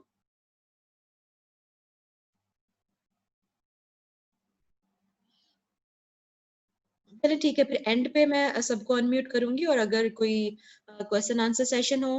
میں آپ کو بتانا بھول گئی، خیر ابھی ہم نے شروع ہی کیا ہے انشاءاللہ. آپ ضرور، کیونکہ میرا خیال ہے کہ پیپر پین سب نے رکھا ہوا ہوگا، اگر نہیں رکھا تو آپ رکھ لیجئے ضرور. ٹھیک ہے، پیپر پین رکھیے، اور میں جو بھی آپ سے کہہ رہی ہوں اگر آپ کو اس کے ریلیٹڈ کوئی کوشچن آپ کے ذہن میں آتا ہے، ایک تو یہ طریقہ ہے کہ آپ چیٹ میں ساتھ ساتھ لکھتے جائیے، تو اگر پاسبل ہوا میری نظر پڑتی گئی تو میں جواب دیتی جاؤں گی. اگر نہیں تو جیسے ہی میں یہ کورس ختم کروں گی، مطلب اپنا جو ٹاپک ہوگا وہ ختم کروں گی، اس کے بعد انشاءاللہ ہم وہ کوشچن آنسر اور ڈسکشن سیشن ہم اینڈ پہ رکھ سکتے ہیں. اس میں جو حصہ لینا چاہیں وہ رک سکتے ہیں، اور جو پھر میٹنگ چھوڑ کے جانا چاہیں وہ جا سکتے ہیں انشاءاللہ. ٹھیک ہے، بہرحال ہم آگے چلتے ہیں. دین ابراہیمی کلیم کرتے تھے، ان کا دعویٰ تھا، عرب کا بھی، اہل مکہ کا دعویٰ تھا کہ ہم دین ابراہیمی کو فالو کرتے ہیں، لیکن وہ دین ابراہیمی کی مسخ شدہ شکل تھی. ٹھیک ہے، یعنی بگڑی ہوئی شکل تھی. کیونکہ آپ کو پتا ہے اہل مکہ بت پرست تھے، بتوں کو پوجتے تھے. تو ابراہیم علیہ السلام نے تو کبھی بتوں کو نہیں پوجا. اگر وہ دین ابراہیمی پہ تھے تو کیوں ان کو ٹھیک ہے، اگر وہ بتوں کو پوجتے تھے تو اگر آپ دین ابراہیمی پہ تھے تو بتوں کو کیوں پوجیں؟ اسی طرح عیسائیت تھی، یہودیت تھی، ٹھیک ہے، جوڈائزم تھا، کرسچینٹی تھی، اور آگ کی پوجا کی جاتی تھی، ٹھیک ہے، درختوں کی پوجا کی جاتی تھی، مطلب بہت سارے مختلف ادیان تھے. اور جو پاورز تھیں، جو حکومتیں تھیں، ان میں دو ابھی نام لیتی ہوں وقت کی کمی کے باعث، رومن امپائر اور پرشین امپائر. ٹھیک ہے، رومی حکومت اور ایرانی حکومت، یہ سپر پاورز تھیں اس وقت کی. اور اس کے بارے میں ڈیفینیٹلی ہمیں پتہ اس لیے ہونا چاہیے کہ پھر پولیٹیکلی آپ صلی اللہ علیہ وسلم نے کیسے ان کو مینج کیا، ان کے ساتھ تعلقات کو کیسے رکھا. ٹھیک ہے، اور آپ صلی اللہ علیہ وسلم کی زندگی پہ ان کے کیا اثرات پڑے، اور آپ کے ان ریاستوں پر اور ان گورنمنٹس پہ کیا اثرات پڑے. ٹھیک ہے، تو ڈیفینیٹلی ہمیں ان چیزوں کا پتہ ہونا چاہیے. اچھا، جیسے میں نے کہا کہ یہودیت تھی، ٹھیک ہے نا، یہودیت، جوڈائزم. یہودیت حضرت یعقوب علیہ السلام کی اولاد میں سے تھے. یہودی جو ہیں، جن کو ہم یہودی کہتے ہیں، یہ حضرت یعقوب علیہ السلام کی اولاد میں تھے، کیونکہ ان کو بنی اسرائیل بھی کہا جاتا ہے. اور یعقوب علیہ السلام کا جو ٹائٹل تھا نا، جو ٹائٹل نیم حضرت یعقوب علیہ السلام کو ملا ہوا تھا، وہ اسرائیل تھا. ٹھیک ہے، ٹھیک ہے. فاطمہ کہہ رہی ہیں کہ 5 مین ریلیجنز تھے اس وقت. ٹھیک ہے، تو سب سے پہلے ہم یہودیت کی بات کریں. ٹھیک ہے، اور جیسے ابھی کسی نے ابراہیمی، دین ابراہیمی کا نام لکھا تھا کہ اس وقت تھا، میں آپ کو بتاؤں گی کہ ابراہیم علیہ السلام جو ہے نا وہ بہت امپورٹنٹ ہیں. یعنی آپ دیکھیں، اس کی صرف ایک میں مثال آپ کو دوں گی کہ جب ہم نماز پڑھتے ہیں، ٹھیک ہے، ہم کہتے ہیں اللہم صلی علی محمد وعلی آل محمد کما صلیت علی ابراہیم وعلی آل ابراہیم انک حمید مجید. محمد صلی اللہ علیہ وسلم کے ساتھ کس کا نام ہم نے لیا؟ ہم نے ابراہیم علیہ السلام کا نام لیا. جسٹ اے منٹ فاطمہ, آپ انمیوٹ ہونا چاہ رہی ہیں؟ Okay, I am just asking you to unmute. دیکھیں آپ کر پا رہی ہیں کہ نہیں.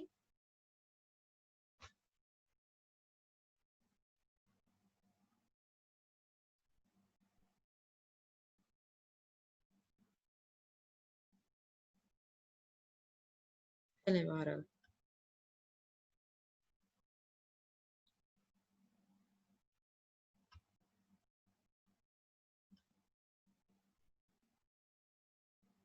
جی میں نے اب جو ہے نا الاؤ کر دیا ہے انمیوٹ کرنا. ٹھیک ہے, انشاءاللہ اب نیکسٹ ٹائم سے آپ کر پائیں گے, لیکن unnecessarily انمیوٹ نہیں کریں اپنے آپ کو پلیز, ورنہ پھر مجھے دوبارہ منع کرنا پڑے گا. ٹھیک ہے, ٹھیک ہے. تو میں آپ کو حضرت ابراہیم علیہ السلام کے بارے میں بتا رہی تھی. اگر آپ چاہیں تو آپ ایک ڈرا کر سکتے ہیں اپنے پاس.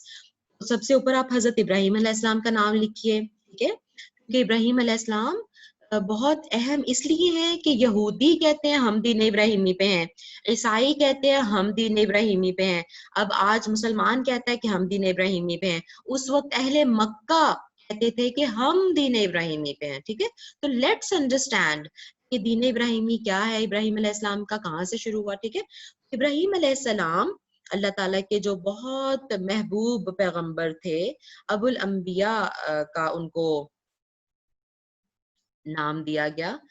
یہ انوٹیشن شروع ہو گئے. Let me stop this just a minute.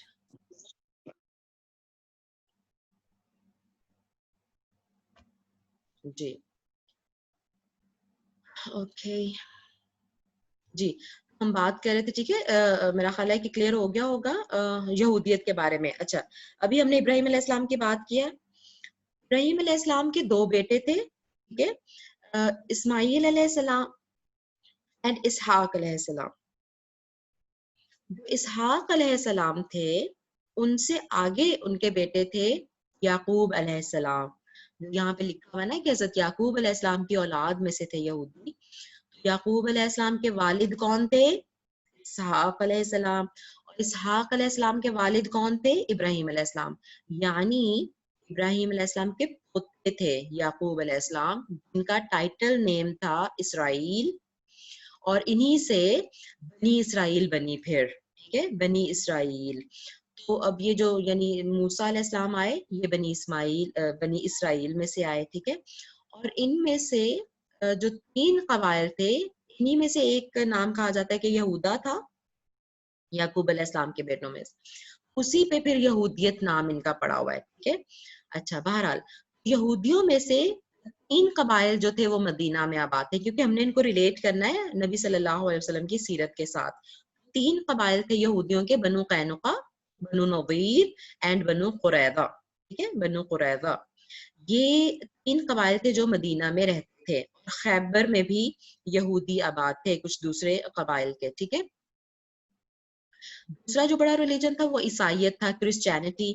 یہ حضرت عیسیٰ علیہ السلام کے ماننے والے تھے. مصر, شام, عراق, حبشہ اور روم کے اکثر علاقوں میں عیسائیوں کو ہی ان کے پاس ہی حکومتی یہ گورنمنٹ میں تھے, اور یہ جزیرہ عرب کے علاقے نجران میں بھی آباد تھے. ٹھیک ہے, حضرت عیسیٰ علیہ السلام پر نازل شدہ دین کو چھوڑ کر ان میں بھی بت پرستی عام ہو چکی تھی. جیسے کہ میں نے کہا, کلیم تو یہ بھی کرتے تھے حضرت ابراہیم علیہ السلام کے دین پہ ہونے کا, لیکن ان میں بھی بت پرستی شروع ہو چکی تھی. ٹھیک ہے, اس کے بعد تیسری جو ہے وہ مجوسیت, آگ کی عبادت کرنے والے. اس کے علاوہ چاند, سورج, ستاروں کی پرستش بھی کی جاتی تھی, ان کی عبادت بھی کی جاتی تھی. ٹھیک ہے, اور اس طرح کا ریلیجن رکھنے میں جو فارس کی سلطنت تھی, جس کو میں نے پرشین اسٹیٹ کہا, پرشین امپائر کہا, ٹھیک ہے, وہ سب سے بڑی قوت تھی. وہ ایک گڑھ تھا, ایک یعنی مرکز, ایک سینٹر تھا آگ کی پوجا کرنے کا. ٹھیک ہے, پرشین امپائر میں. اور اس کے بعد جو بدھ مت, ٹھیک ہے, بدھ مت ہندو چین اور ارد گرد کے علاقوں میں اس دین کے پیروکار پائے جاتے ہیں. ٹھیک ہے, بدھ مت یعنی اس میں بدھا کو وہ مانتے ہیں, اور اس کو وہ خدا تو نہیں مانتے. بدھ مت ایکچولی آپ سمجھ لیں کہ وہ کسی خدا کو بھی نہیں مانتے, ٹھیک ہے. بدھ مت کے ماننے والے جو ہیں وہ یعنی وہ سمجھتے ہیں کہ نیچرلی سب کچھ ہوا, اور بدھا جو تھے جن کو خیر ان کا وہ اس کا بھی بت سا بنا کے وہ سامنے رکھتے ہیں عبادت کے وقت, لیکن وہ یہ بلیو کرتے ہیں کہ یہ گاڈ نہیں ہے, بس مکس سا بلیف ہے ان کا بھی. کبھی کہتے ہیں کہ گاڈ نہیں ہے لیکن اس سامنے بھی رکھتے ہیں, اور پھر کہتے ہیں کہ یہ گاڈ کی طرف سے بھیجے گئے تھے, اور یہ ہمیں انہوں نے ساری اچھی باتیں بتائی ہیں, صحیح باتیں بتائی ہیں, لیکن پھر پوچھا جائے کہ گاڈ کون ہے تو وہ اس کا بھی جواب نہیں دے پاتے, ٹھیک ہے. بہرحال تو یہ تو ادیان کی بات ہو گئی. اس کے بعد ہے روم اور فارس کی سلطنتیں. رومن امپائر, جیسے میں نے کہا, عیسائیت کی طرف سے عیسائیت کی طرف نسبت رکھنے والے, اور فارس دین مجوسیت کے نام لیوا تھے, ٹھیک ہے. میں ریپیٹ کر دیتی ہوں, میں نے کہا کہ 2 سپر پاورز تھیں اس وقت کی, ٹھیک ہے. آپ اپنے پاس نوٹ کر لیجئے, اور یہ قرآن کی بھی جب انشاءاللہ آپ تفسیر پڑھیں گے تو آپ کو بہت ہیلپ ملے گی. کہ 2 سپر پاورز تھی اس وقت, رومن امپائر اور پرشین امپائر, ٹھیک ہے. تو رومن امپائر جو تھے وہ کرسچن تھے, یعنی وہاں پہ کرسچن کی گورنمنٹ تھی, اور جو پرشین امپائر تھی وہاں پہ مجوسیت تھی. مجوسیت کا مطلب یہ آگ کی عبادت کرنے والے تھے اور بت پرست تھے, ٹھیک ہے. اب دیکھیں ذرا, آپ مجھے یہ بتائیے کہ مکنز جو تھے ان کی افیلیشن کس کی طرف زیادہ ہونی چاہیے تھی, رومنز کی طرف یا پرشینز کی طرف؟ آپ کو پتا ہے کہ اہل مکہ کیا کرتے تھے, ان کا کیا ریلیجن تھا, وہ بتوں کی عبادت کرتے تھے, ٹھیک ہے. کس کی طرف ان کی افیلیشن زیادہ ہونی چاہیے تھی, کرسچنز کی طرف یا مجوسیوں کے طرف؟ پرشینز کی طرف, جی. کہ پرشینز کی طرف کیوں؟ کیونکہ جیسے وہ آگ کو, ستاروں کو اور سورج کو پوجتے تھے تو یہ بھی بتوں کو پوجتے تھے. لیکن عیسائیت جو تھی وہ پھر بھی ایک الہامی دین تھا وہاں پہ. جو رومن امپائر تھی وہ مطلب حضرت عیسیٰ علیہ السلام کے ماننے والے تھے, اور یعنی عیسائیت میں بھی پھر آگے ہاں آئیڈل ورشپرز تھے, ٹھیک ہے. تو یعنی یہ اہل فارس جو تھے, رومنز سوری پرشینز, یہ بھی چونکہ بت پرست تھے اور مکہ والے بھی بت پرست تھے, تو ان کو ذرا افیلیشن ایک دوسرے سے محبت محسوس ہوتی, ٹھیک ہے. اور جب عیسائیت جو تھی وہ پھر جب مسلمان آپ صلی اللہ علیہ وسلم نے نبوت کا دعویٰ کیا تو پھر عیسائیت ساتھ آپ نے نرم گوشہ رکھا. اسی وجہ سے جو افیلیشن تھی نا ان کی, اسی وجہ سے روم کی جو جب رومنز کو شکست ہوئی پرشینز کے ساتھ, تو اس پہ مشرکین مکہ بہت خوش ہوئے, ٹھیک ہے. اور اس کا ذکر سورۃ الروم میں آیا ہوا ہے. دیکھیں سورۃ الروم آیت نمبر 4, اس میں اس بات کا ذکر بھی آیا ہوا ہے. اور یہ آپ صلی اللہ علیہ وسلم نبوت کا دعویٰ کر چکے تھے جب یہ رومنز جو تھے ان کو شکست ہو گئی, ٹھیک ہے. اور میں نے آپ کو کہا کہ رومنز کے ساتھ مسلمانوں کا تھوڑا نرم گوشہ تھا کیونکہ وہ عیسائی تھے, لیکن مکہ والے پھر بہت خوش ہوئے اس شکست پہ. اللہ تعالیٰ نے یہاں پہ اس میں بتا دیا کہ ٹھیک ہے ابھی تو رومنز جو ہے نا وہ ان کو شکست ہوئی ہے, لیکن اللہ تعالیٰ نے خوشخبری دے دی کہ فیوچر میں کچھ ہی سالوں میں رومن جو ہے وہ دوبارہ غلبہ پا لیں گے پرشینز پر. اور اس پہ پھر میں زیادہ ڈیٹیل میں نہیں جا سکتی. سورۃ الروم کی اگر آپ تفسیر پڑھیں گے تو آپ کو اس واقعے کی انشاءاللہ تفسیر کی بکس میں ضرور ڈیٹیل مل جائے گی. اچھا, اس کے بعد عرب کے جو دیکھیں ہم نے کہا کہ رومن اور پرشین امپائرز تو 2 سپر پاورز تھی نا. اس کے علاوہ عرب کے بدو قبائل تھے جن کو اعرابی کہا جاتا ہے, ٹھیک ہے. اعرابی قرآن میں اس کا بھی ذکر ہمیں ملتا ہے. تو یہ لوگ جو تھے ان میں اکثر شرک پھیل چکا تھا, اور یہ یعنی انڈیپینڈنٹ ہی رہتے تھے, نہ رومنز کے انڈر تھے نہ ہی پرشینز کے انڈر تھے, ٹھیک ہے. کسی کے انڈر نہیں تھے.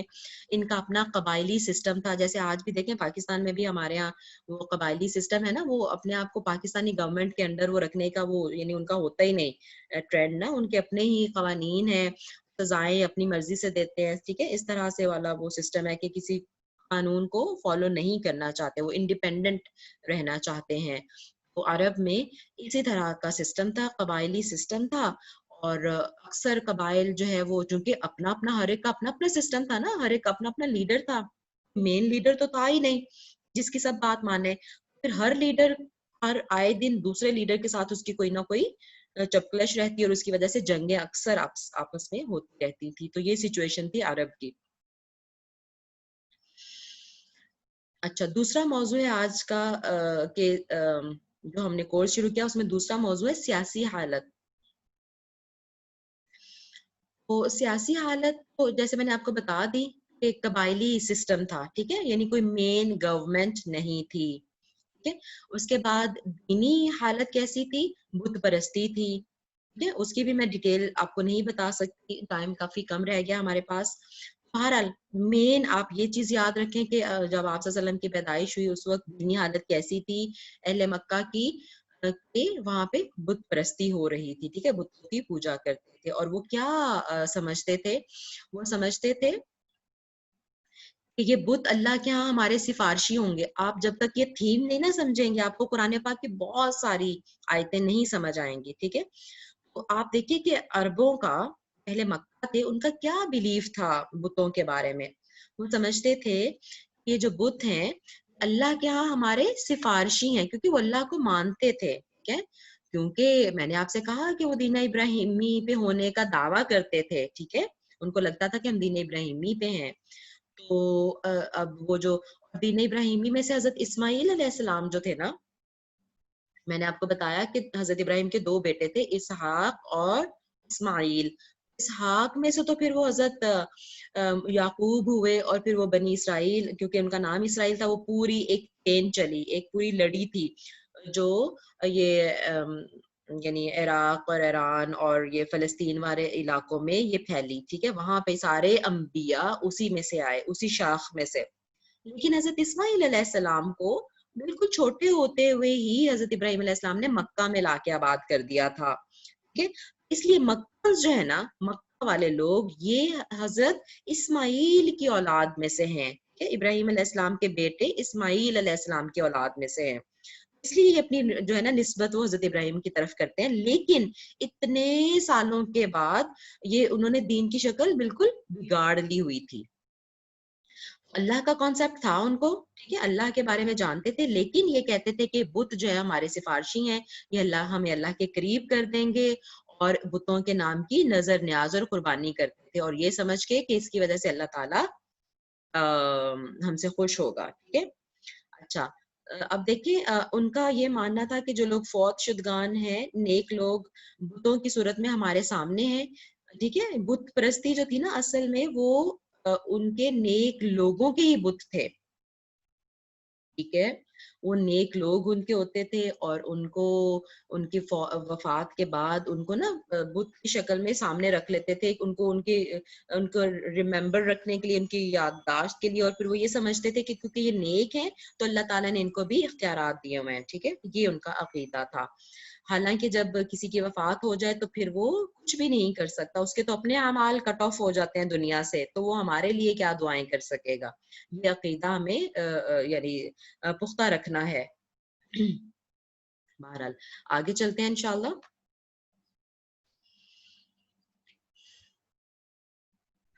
تیسرا موضوع ہم تیسرا ٹاپک دیکھتے ہیں, رسول اللہ صلی اللہ علیہ وسلم کی بعثت کا مناسب وقت اور اقوام عالم کا انتظار.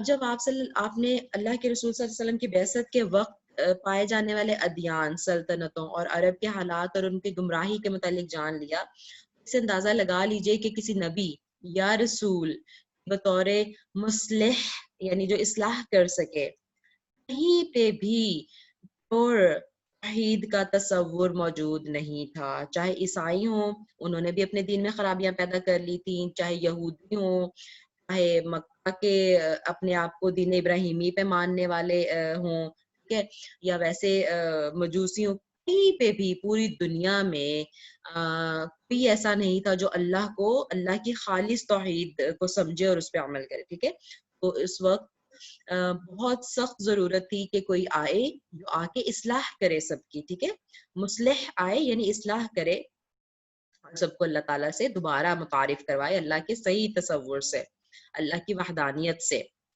یہ جو ہے ہمارا تیسرا ٹاپک تھا. اچھا, اب جو انٹرسٹنگ بات یہ ہے, دیکھیں سورہ بقرہ کی آیت نمبر 89 میں یہودی اور عیسائی یہ چونکہ اہل کتاب ان کو کہا جاتا ہے، ٹھیک ہے. جیسے مکہ کے لوگ ہیں ان کے پاس تو کوئی کتاب نہیں تھی، کوئی نبی نہیں آیا تھا ان میں ریسنٹلی، ٹھیک ہے، حضرت اسماعیل کے بعد. لیکن جو یہودی ہیں اور جو عیسائی ہیں، ٹھیک ہے، یہ ان کے پاس تو کتابیں موجود تھیں. یہودیوں کے پاس تورات موجود ہے اور عیسائیوں کے پاس بائبل یعنی انجیل موجود ہے، ٹھیک ہے. اچھا، اور یہ لوگ کیا تھے، جب بھی ان کی کسی سے لڑائی ہوتی تھی نا یہودیوں سے، یہ کہتے تھے اچھا ایک پیغمبر آنے والا ہے، ٹھیک ہے، اور جب وہ آ جائے گا تو پھر ہم آپ کو مزہ چکھائیں گے، پھر ہم اس کے ساتھ مل کے آپ سے لڑیں گے اور پھر اللہ تعالیٰ ہمیں فتح دے گا. یہ ان کا کلیم ہوتا تھا، ٹھیک ہے. کیونکہ ان کی بکس میں لکھا ہوا تھا اور آج بھی لکھا ہوا ہے ایک نبی آئے گا. یہودیوں کی بکس میں بھی لکھا ہوا ہے، عیسائیوں کی بکس میں بھی لکھا ہوا ہے، ٹھیک ہے، اور وہ انتظار کر رہے ہیں.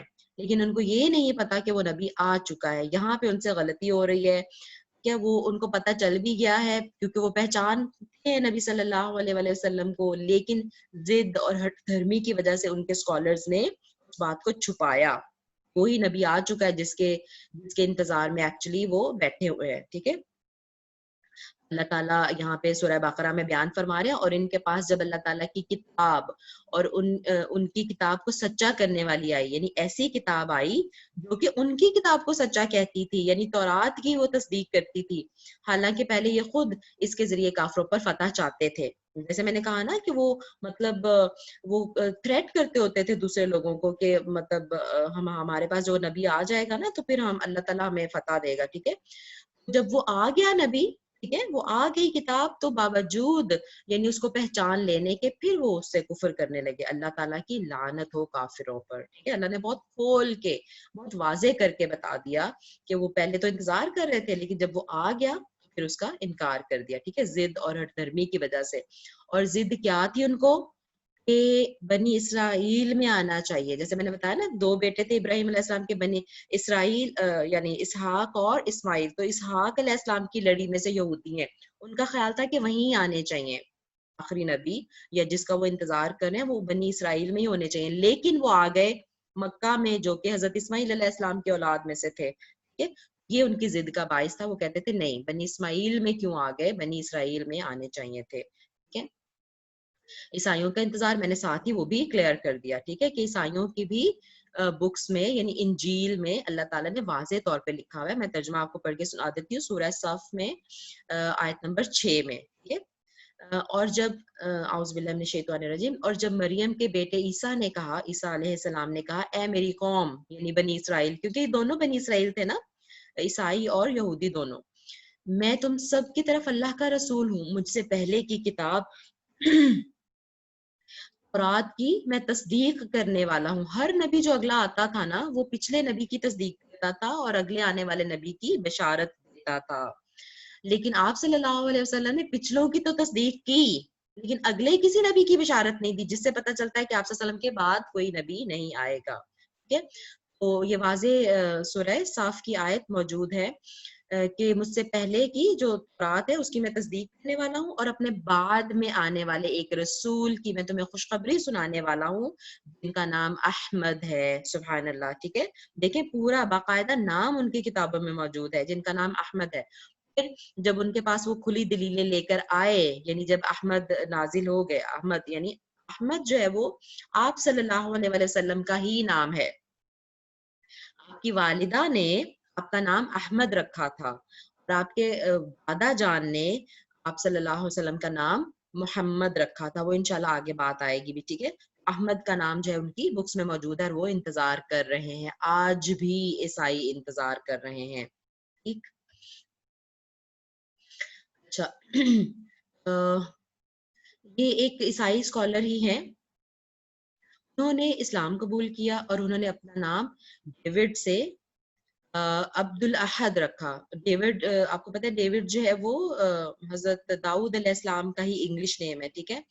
انہوں نے عبد الاحد داؤد رکھا انہوں نے ایکسپٹ کرنے کے بعد اسلام، اور انہوں نے ایک کتاب لکھی اور اس کتاب کا نام ہے محمد صلی اللہ علیہ وآلہ وسلم ما ورد فی کتاب الیہودی والنصارى. بہت زبردست یہ کتاب ہے، اس کے نام سے ہی پتہ چل رہا ہے کہ یہ کتنی زبردست ہوگی.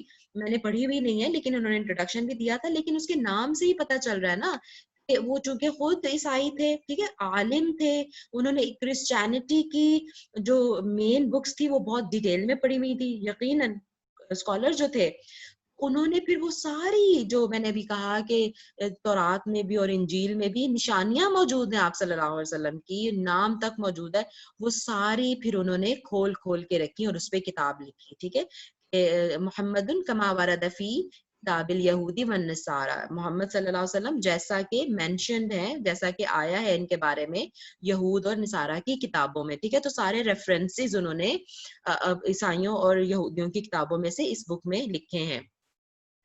اگر یعنی آپ لوگ کبھی پڑھنے کا آپ کو اتفاق ہو تو ضرور اس بک کو پڑھیے، ٹھیک ہے۔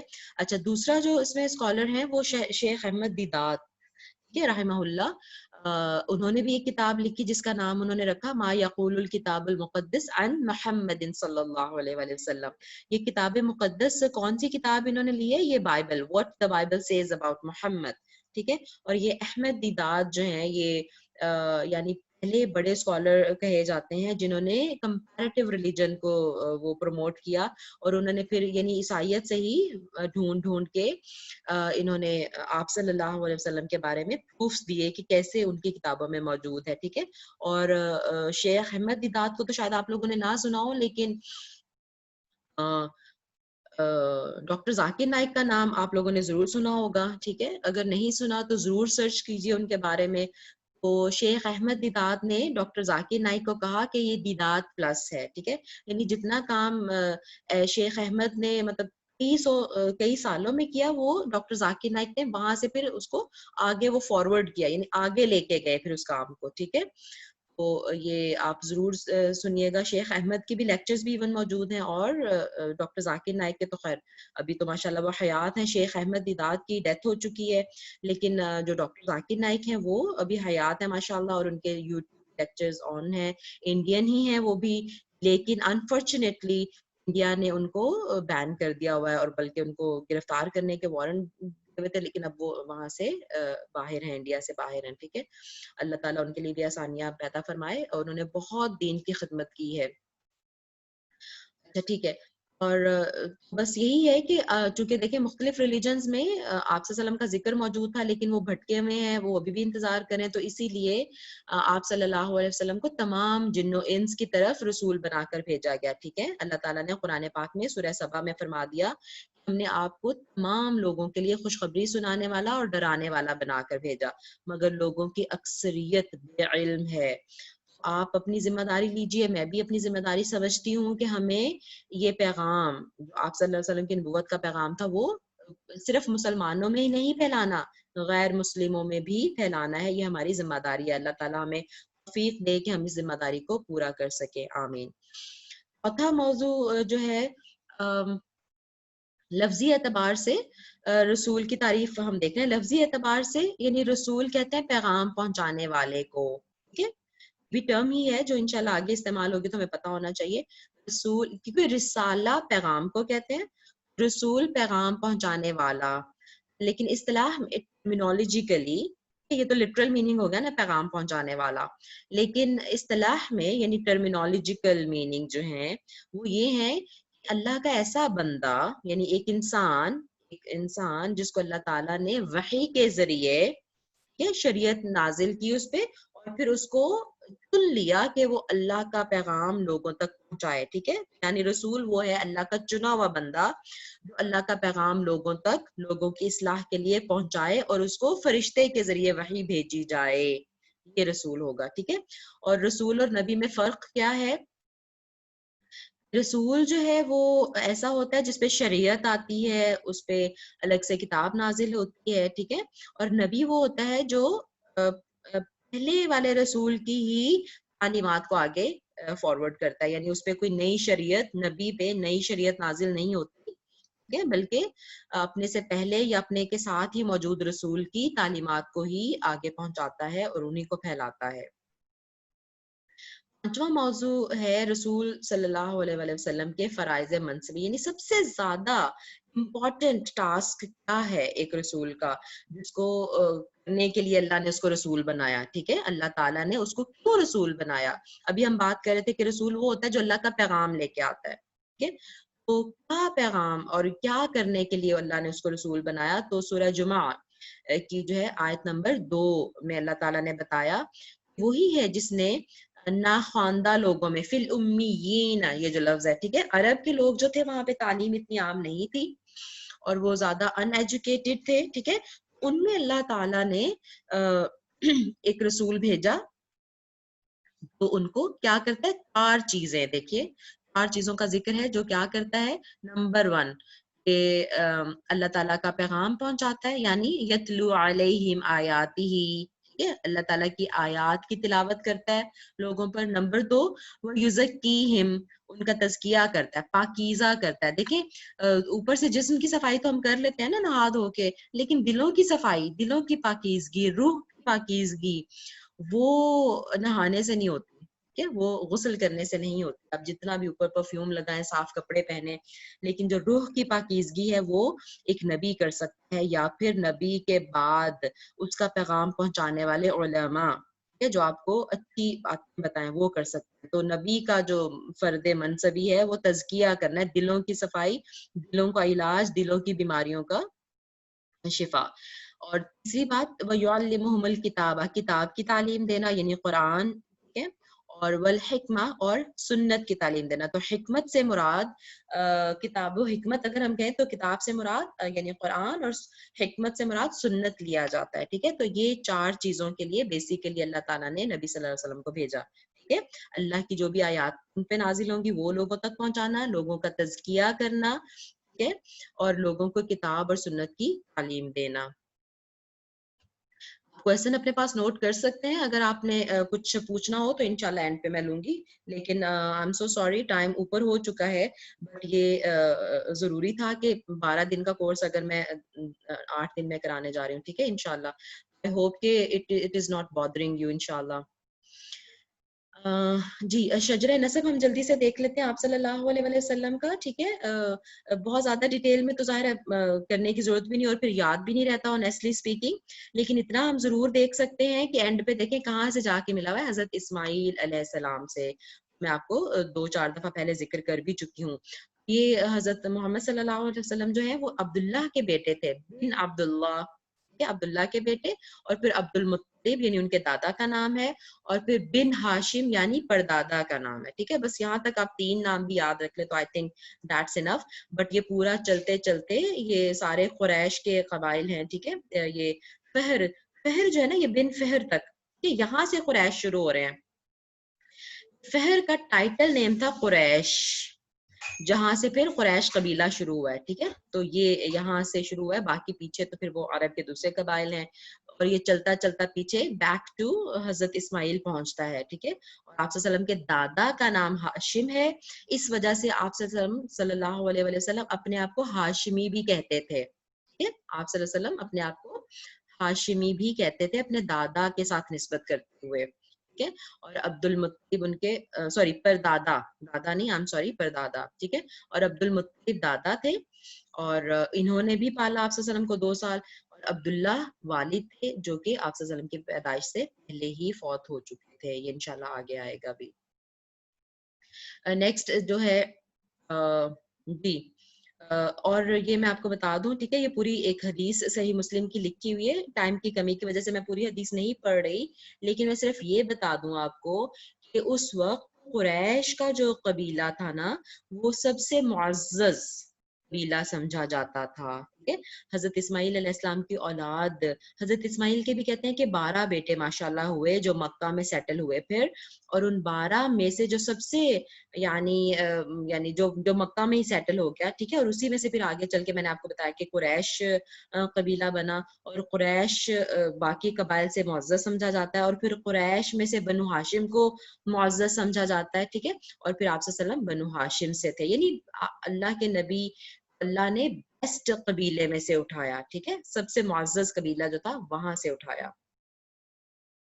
اور یہ جو ہے وہ مطلب تھوڑا سا اس کا فلو چارٹ فارم میں بھی ہے، ٹھیک ہے۔ حضرت ابراہیم علیہ السلام، ان سے حضرت اسماعیل تھے، اور اسماعیل سے بنی کنانا، اور پھر اس میں سے قریش کی شاخ نکلی، اور پھر قریش میں سے بنی ہاشم کی نکلی شاخ، اور بنی ہاشم سے پھر آپ صلی اللہ علیہ وآلہ وسلم تھے. ٹھیک ہے.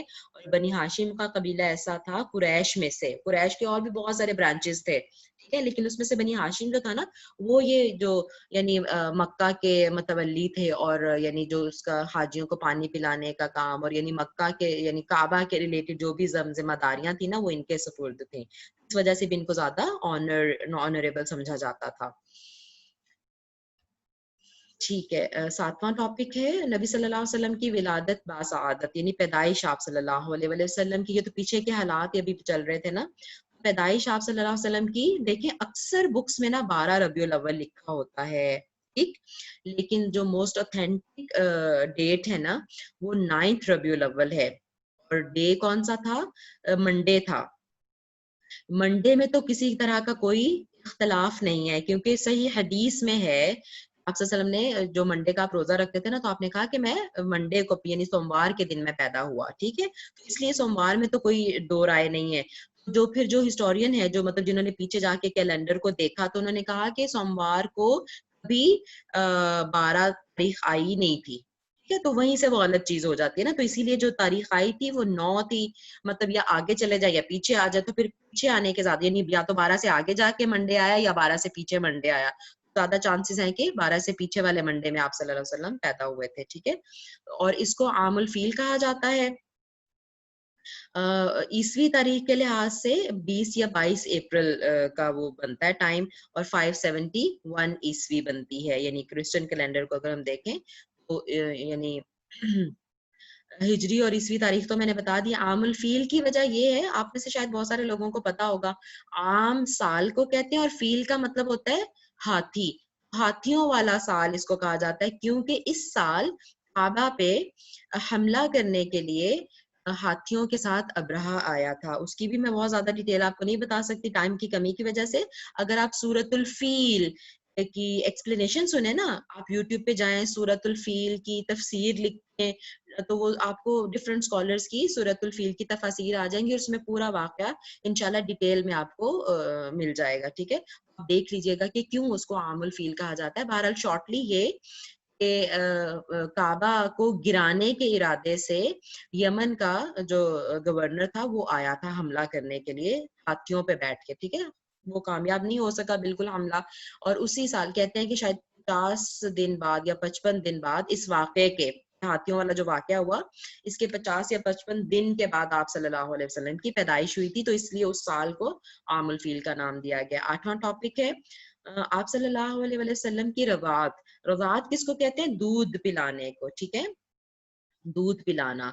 تو یعنی اس وقت نا عربوں میں رواج تھا کہ جو ہے نا وہ دیا جاتا تھا دائی. دائی ہم ہمارے ہاں کہتے ہیں. ٹھیک ہے. دایا یا آیا کہتے ہیں. یعنی کچھ ویٹ نرس انگلش میں لفظ استعمال ہوتا ہے اس کے لیے، کہ ان کو دیا جاتا تھا دودھ پلانے کے لیے. اور ان کو نا ڈیزرٹ میں لے جاتی تھیں، صحرا میں، تاکہ جو صحرا میں کیوں لے جاتی تھی آپ کو پتہ ہے کہ گاؤں یا صحرا وغیرہ کی جو ہوتا ہے نا ویدر، وہ بہت اسٹرانگ ہوتا ہے، اور اس میں فزیکلی بچہ بہت اسٹرانگ ہو جاتا ہے. اور جو زبان ہے وہ ہاتھ وغیرہ میں زیادہ پیور بولی جاتی ہے. فار ایگزامپل اگر ہم جیسے میں خود پنجاب سے ہوں، اور آپ دیکھیں اگر پنجاب کے شہروں کو دیکھیں ذرا اور پنجاب کے گاؤں کو دیکھیں، وہاں پہ پنجابی پیور بولی جاتی ہے. اگر شہروں میں پنجابی بولتے بھی ہیں لوگ، وہ اس میں کچھ اردو اور انگلش کے الفاظ مکس کریں گے. لہجہ وہ اتنا خالص پنجابی نہیں ہوگا جتنا گاؤں میں لوگوں کا پنجابی لہجہ خالص ہے. اسی طرح عرب میں بھی تھا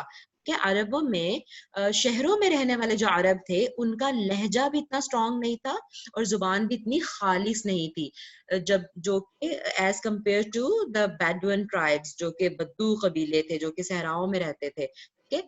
یہ پھر رواج تھا کہ ان خواتین کو بچے ہینڈ اوور کر دیے جاتے تھے تاکہ وہ اور لینگویج بھی سیکھیں بچے وہاں سے اور فزیکلی بھی اسٹرانگ ہو جائیں. ٹھیک ہے. یہ ریزن تھا. آپ صلی اللہ علیہ وسلم کو بھی یقیناً اسی رواج کے تحت دے دیا گیا حضرت حلیمہ کو. تو ڈیفینیٹلی ان کو دینے سے پہلے آپ صلی اللہ علیہ وسلم کی جو والدہ تھی، آپ صلی اللہ علیہ وسلم کی مدر جو تھی، انہوں نے آپ صلی اللہ علیہ وسلم کو دودھ پلایا 3 دن تک. آپ صلی اللہ علیہ وسلم کی والدہ کا کیا نام ہے؟ والدہ ماجدہ کا آمینہ رضی اللہ عنہا. ٹھیک ہے.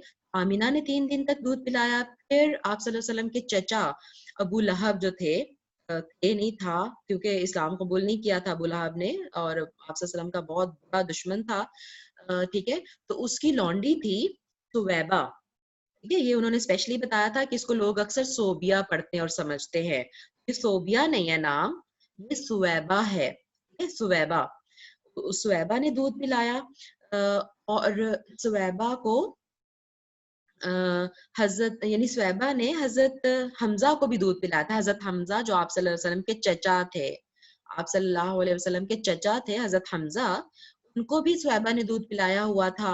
और ये बहुत ज्यादा एज डिफरेंस नहीं था, अगर मैं भूल नहीं रही तो शायद 2 साल का एज डिफरेंस था हजरत हमजा का और आप सल्लल्लाहु अलैहि वसल्लम का, ठीक है। तो आप सल्लल्लाहु अलैहि वसल्लम अपने चचा के रवाई भाई हो गए, दूध शरीक भाई जिसको कहते हैं ना, रवाई भाई, ठीक है।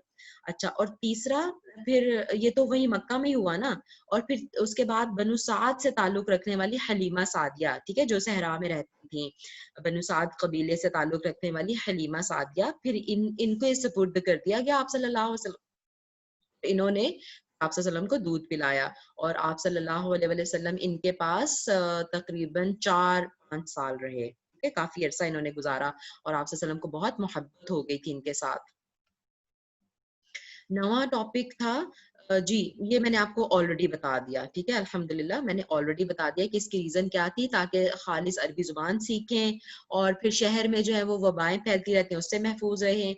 गाँव के देखें प्योर एटमॉस्फेयर भी प्योर होता है, आबो हवा साफ होती है, नशोनुमा अच्छी होती है, वहाँ पे फिजिकली बच्चे स्ट्रांग हो जाते हैं, इस वजह से अरब भेजते थे, ठीक है। और आप सल्लल्लाहु अलैहि वसल्लम का क़याम कितना था, 4 या 5 साल बनी साद में, ठीक है, जहाँ से सादिया थी, हलीमा सादिया, हलीमा नाम था उनका, और सादिया बनी साद में होने की वजह से उनके नाम के साथ बोला जाता है, ठीक है।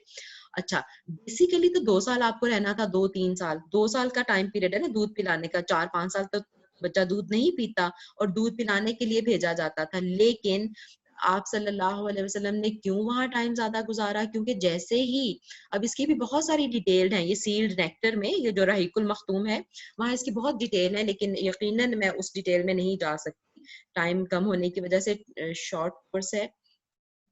लेकिन ये जरूर बता दूं कि जब हलीमा सादिया के पास आप गए आप सल्लल्लाहु अलैहि वसल्लम, तो उन्होंने बहुत सारे मिरेकल्स देखे, और उन पे बहुत सारी यानी इनामात अल्लाह ताला की तरफ से हुए, और उन्होंने बहुत खुशहाली देखी, तो उनको पता चल गया कि ये बच्चा स्पेशल बच्चा है, ठीक है। और वो फिर वो अवेल करना चाहती थी, उनको वो अच्छा लग रहा था आप सल्लल्लाहु अलैहि वसल्लम को अपने पास रख के, उन्होंने फिर ज्यादा टाइम अपने पास रखा आप सल्लल्लाहु अलैहि वसल्लम को। अच्छा, जो लास्ट टॉपिक है वो है वाकया शक्क़ सदर। वाकया शक्क़ सदर, शक का मतलब होता है फाड़ना या चीरना, ठीक है, cut off, to cut off something, और सदर सीने को कहते हैं, ठीक है। तो अब चूंकि, और ये वाकया कब हुआ आप सल्लल्लाहु अलैहि वसल्लम के साथ, जब आप हलीमा सादिया के पास ही थे। तो आप सल्लल्लाहु अलैहि वसल्लम की विलादत, जैसे मैंने कहा कि विलादत के बाद 4-5 साल तक आप हलीमा सादिया के पास रहे रदियल्लाहु अन्हा। तो ये वहीं पे वाकया पेश आया, और इस वाकये के पेश आने के बाद ही उन्होंने फौरन आप सल्लल्लाहु अलैहि वसल्लम को वापस कर दिया अपनी वालिदा को। ये वाकया यूं है, सही मुस्लिम की हदीस के मुताबिक की है, यहाँ से लिया हुआ है, कि आप हजरत अनस रज़ियल्लाहु तआला अन्हु रिवायत करते हैं कि रसूलुल्लाह सल्लल्लाहु अलैहि वसल्लम के पास जिब्राइल अलैहिस्सलाम आए, जबकि आप सल्लल्लाहु अलैहि वसल्लम बच्चों के साथ खेल रहे थे। उन्होंने आप सल्लल्लाहु अलैहि वसल्लम को पकड़ा, नीचे लटाया, आपका सीना चाक किया यानी वही यानी चीरा, यानी उसको कट लगाया, और दिल निकाल लिया, ठीक है, सीने में से दिल निकाला, फिर उससे एक लोथड़ा निकाला, यानी काइंड ऑफ यानी टुकड़ा गोश्त का लोथड़ा उसको कहते हैं ना, मतलब, ठीक है, वो निकाला, और कहा ये आपके दिल में से शैतान का हिस्सा था, और फिर इसको यानी दिल को सोने के तश्त में, यानी वो जो मतलब सिंक सा होता है, मतलब, ठीक है, ऐसा जिसमें पानी हो, वो यानी जिसमें पानी जा सके, और जमजम के पानी से धोया, ठीक है। आप सल्लल्लाहु अलैहि वसल्लम के दिल को निकाला, सीना चाक करके, कट लगा के दिल निकाला, दिल में से एक लोथड़ा निकाला, ٹھیک ہے، اور کہا اور پھر اس کو دھویا باقی دل کو، اور پھر واپس اس کو اس جگہ پہ رکھ دیا، زمزم کے پانی سے دھویا. ٹھیک ہے. اب یہ عمل دیکھیں کتنا وہ مطلب سرپرائزنگ ہوگا اور کتنا ڈراؤنا بھی ہوگا بچوں کے لیے. بچے تھے سب کھیل رہے ساتھ، تو بچے پریشان ہو گئے، دوڑتے دوڑتے حضرت حلیمہ سعدیہ کے پاس چلے گئے اور کہا کہ محمد صلی اللہ علیہ وسلم کو قتل کر دیا گیا ہے. ٹھیک ہے. جب وہ حلیمہ سعدیہ آئی، باقی لوگ بھی آئے، آپ صلی اللہ علیہ وسلم زمین پر لیٹے ہوئے تھے اور آپ صلی اللہ علیہ وسلم کا رنگ بدلا ہوا تھا. یعنی یقیناً اس وقت جبرائیل جا چکے تھے. آپ صلی اللہ علیہ وسلم کا سینہ جو تھا وہ واپس بند ہو چکا تھا، یعنی اس کو سلائی کے نشان آپ کے سینے پر موجود تھے. اور حضرت انس چونکہ یہ حدیث روایت کر رہے ہیں نا، حضرت انس بھی بچے ہی تھے جب آپ صلی اللہ علیہ وسلم کے پاس آ گئے تھے خدمت میں آپ کی نبوت کے بعد. ٹھیک ہے. تو وہ بیان کر رہے ہیں، انہوں نے کہا کہ میں آپ صلی اللہ علیہ وسلم کے سینے پر وہ سلائی کا نشان دیکھا کرتا تھا، یعنی وہ نشان باقی تھا آپ صلی اللہ علیہ وسلم کی پوری زندگی میں، جو کہ اس واقعے کے بعد تھا. تو یہ بچپن کا شق صدر ہے. ٹھیک ہے. 2 دفعہ شق صدر کا واقعہ ہوا، یہ بچپن کا ہے، اور 1 دفعہ آگے بھی انشاءاللہ آئے گا، تو پھر وہاں پہ میں ذکر کروں گی. ٹھیک ہے. تو آج کا جو سیرت کے متعلق نقطہ تعلیم ہے وہ کچھ یوں ہے کہ آپ صلی اللہ علیہ وسلم پر درود بھیجنا بہت ہی زیادہ اہم ہے. اس کی حدیث ہے، میں جلدی سے پڑھ دیتی ہوں. ابی بن کعب رضی اللہ عنہ نے عرض کی، اللہ کے رسول صلی اللہ علیہ وسلم، میں آپ پر بہت درود پڑھتا کرتا ہوں، یعنی آپ صلی اللہ علیہ وسلم پہ درود بھیجتا ہوں. صلات، درود تو اصل میں اردو کا لفظ ہے، عربی کا لفظ ہے صلات بھیجنا. سو اپنے وظیفے میں یا اپنی دعاؤں میں درود کتنا وقت مقرر کروں آپ پہ پڑھنے کے لیے؟ آپ صلی اللہ علیہ وسلم نے فرمایا جتنا چاہو، یعنی جب بھی میں ذکر اذکار کر رہا ہوتا ہوں میں کتنا درود آپ پہ پڑھوں اور کتنا باقی اذکار کروں. آپ نے کہا جتنا تم چاہو. میں نے عرض کیا چوتھائی، یعنی اگر میں اپنے ٹوٹل اذکار کو 4 حصوں میں تقسیم کر لوں اور 1 حصہ میں آپ پہ درود بھیجوں اور باقی 3 حصے میں باقی اذکار کروں تو ٹھیک ہے؟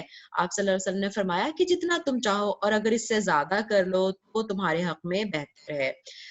پھر میں نے عرض کیا کہ آدھا، یعنی 4 کی بجائے، یعنی 1 حصہ درود اور 3 حصے دوسرے ذکر کی بجائے 2 حصے درود اور 2 حصے ذکر کر لوں؟ آپ نے فرمایا کہ جتنا تم چاہو، اگر اس سے زیادہ کر لو تو تمہارے حق میں بہتر ہے.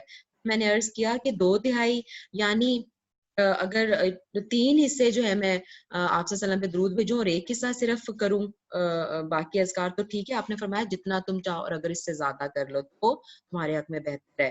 اب دیکھیں 1 ہی حصہ بچا نا. ٹھیک ہے.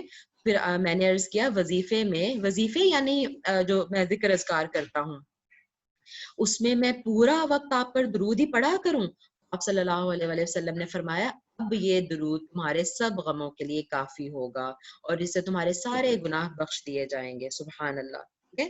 یہ صحیح حدیث ہے، ترمذی میں ہے، لیکن اس کو اسکالرز نے چیک کرنے کے بعد بتایا کہ یہ صحیح حدیث ہے. ٹھیک ہے. الحمدللہ. تو درود کی فضیلت دیکھیں کتنی ہے کہ اگر انسان درود ہی بھیجتا رہے آپ صلی اللہ علیہ وسلم پر تو آپ کی ساری پریشانیاں جو ہے وہ دور ہو جاتی ہیں. ٹھیک ہے.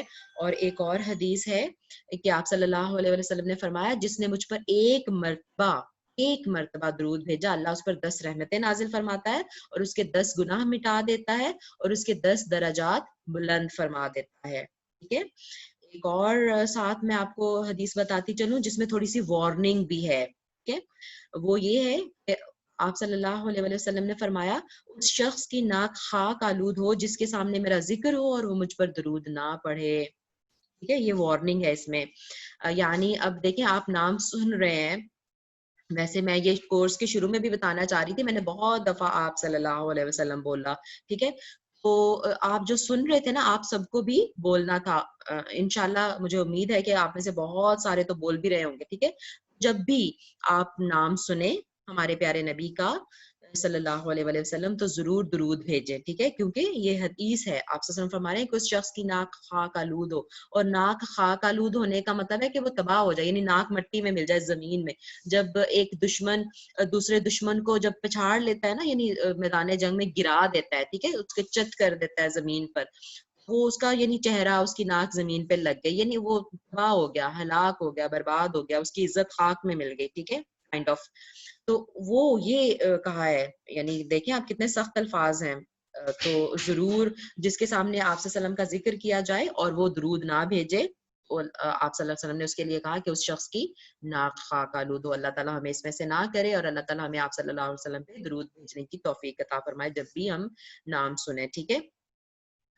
جو لاسٹ سیرت سے متعلق نقطہ انہوں نے کہا، وہ کیوں دیکھیں اتنی فضیلت کیوں، اتنا کیوں ایمفیسائز کیا گیا.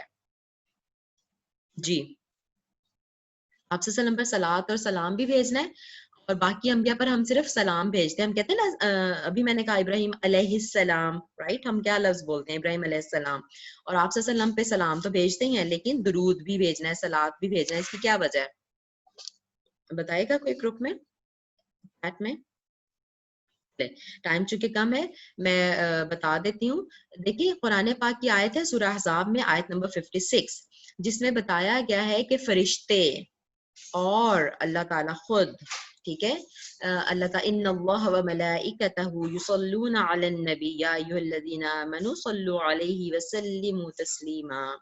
ٹھیک ہے، بے شک اللہ تعالیٰ اور اس کے فرشتے جو ہیں وہ نبی صلی اللہ علیہ وآلہ وسلم پر درود اور سلام بھیجتے ہیں. یصلون، وہ درود بھی بھیجتے ہیں اور سلام بھی. تو آپ بھی اے ایمان والا تم بھی ضرور آپ صلی اللہ علیہ وسلم پہ درود بھیجو اور سلام. تو اللہ تعالیٰ کا حکم ہے، درود کی جو اتنی فضیلت ہے اور درود کا جتنا اسٹرکٹلی حکم ہے، یہ اللہ تعالیٰ کا حکم ہے قرآن پاک میں کہ درود بھیجو. ٹھیک ہے، اور باقی بھی اور آیات ہیں، باقیوں میں صرف دیکھیں سلام کا ذکر ہے. سلام علی ابراہیم، سلام علی موسیٰ و ہارون، سلام علی نوح، یہ ڈفرنٹ آیات لی ہوئی ہیں. لیکن آپ صلی اللہ علیہ وسلم کے بارے میں کہا کہ صلو علیہ وسلموا تسلیما، درود بھی بھیجو اور سلام بھی بھیجو. ٹھیک، یہ ایکسیپشنل کیس ہے آپ صلی اللہ علیہ وسلم کے لیے. باقی انبیاء کے ساتھ صرف سلام کا لفظ ہے، اس وجہ سے ہم آپ صلی اللہ علیہ وسلم پہ درود بھی بھیجتے ہیں اور سلام بھی. اور سلام وہ جو ہم نماز میں بھی پڑھتے ہیں نا درود، تو اس میں اور جو السلام علیکم ایھا النبی و رحمۃ اللہ وبرکاتہ، ہم یہ بھی بولتے ہیں، تو سلام بھی بھیجتے ہیں اور درود بھی. الحمدللہ. چلیں ٹھیک ہے، دہرائی کا ہمارے پاس ٹائم نہیں ہے انشاءاللہ. ٹھیک ہے، آلریڈی میں نے آدھا گھنٹہ زیادہ لے لیا ہے، اور میں اس کے لیے آپ سب سے معافی چاہتی ہوں، کیونکہ بس یہی تھا کہ انشاءاللہ عید سے پہلے ہم ختم کر لیں. تو آئی ہوپ کہ آپ اس کو مائنڈ آپ نے نہیں کیا ہوگا. انشاءاللہ کل سے ہماری کلاس جو ہے وہ انشاءاللہ ایک ایک لیسن ہم لے کے چلیں گے، تو پوری شاید گھنٹے سے بھی کم ہو جائے. ٹھیک ہے، یا پھر آخری کلاس جو ہوگی وہ شاید ہماری لمبی جائے گی، جس میں میں کور زیادہ کرنے کی کوشش کروں گی. ٹھیک ہے، انشاءاللہ کل سے ہماری کلاس گھنٹے یا اس سے بھی کم کی ہوگی انشاءاللہ. ٹھیک ہے، میں وائنڈ اپ کرتی ہوں، اپنی ریکارڈنگ بند کر دوں گی میں، اس کے بعد میٹنگ میں رکھوں گی. اگر کسی نے پوچھنا ہو تو وہ پھر انشاءاللہ ہم بعد میں کوسچن آنسر سیشن رکھ لیتے ہیں. سبحانک اللہم و بحمدک، نشہد ان لا الہ الا انت، نستغفرک و نتوب الیک. ربنا تقبل منا انک انت السمیع العلیم وتب علینا انک انت التواب الرحیم. آمین یا رب العالمین. السلام علیکم و رحمۃ اللہ وبرکاتہ.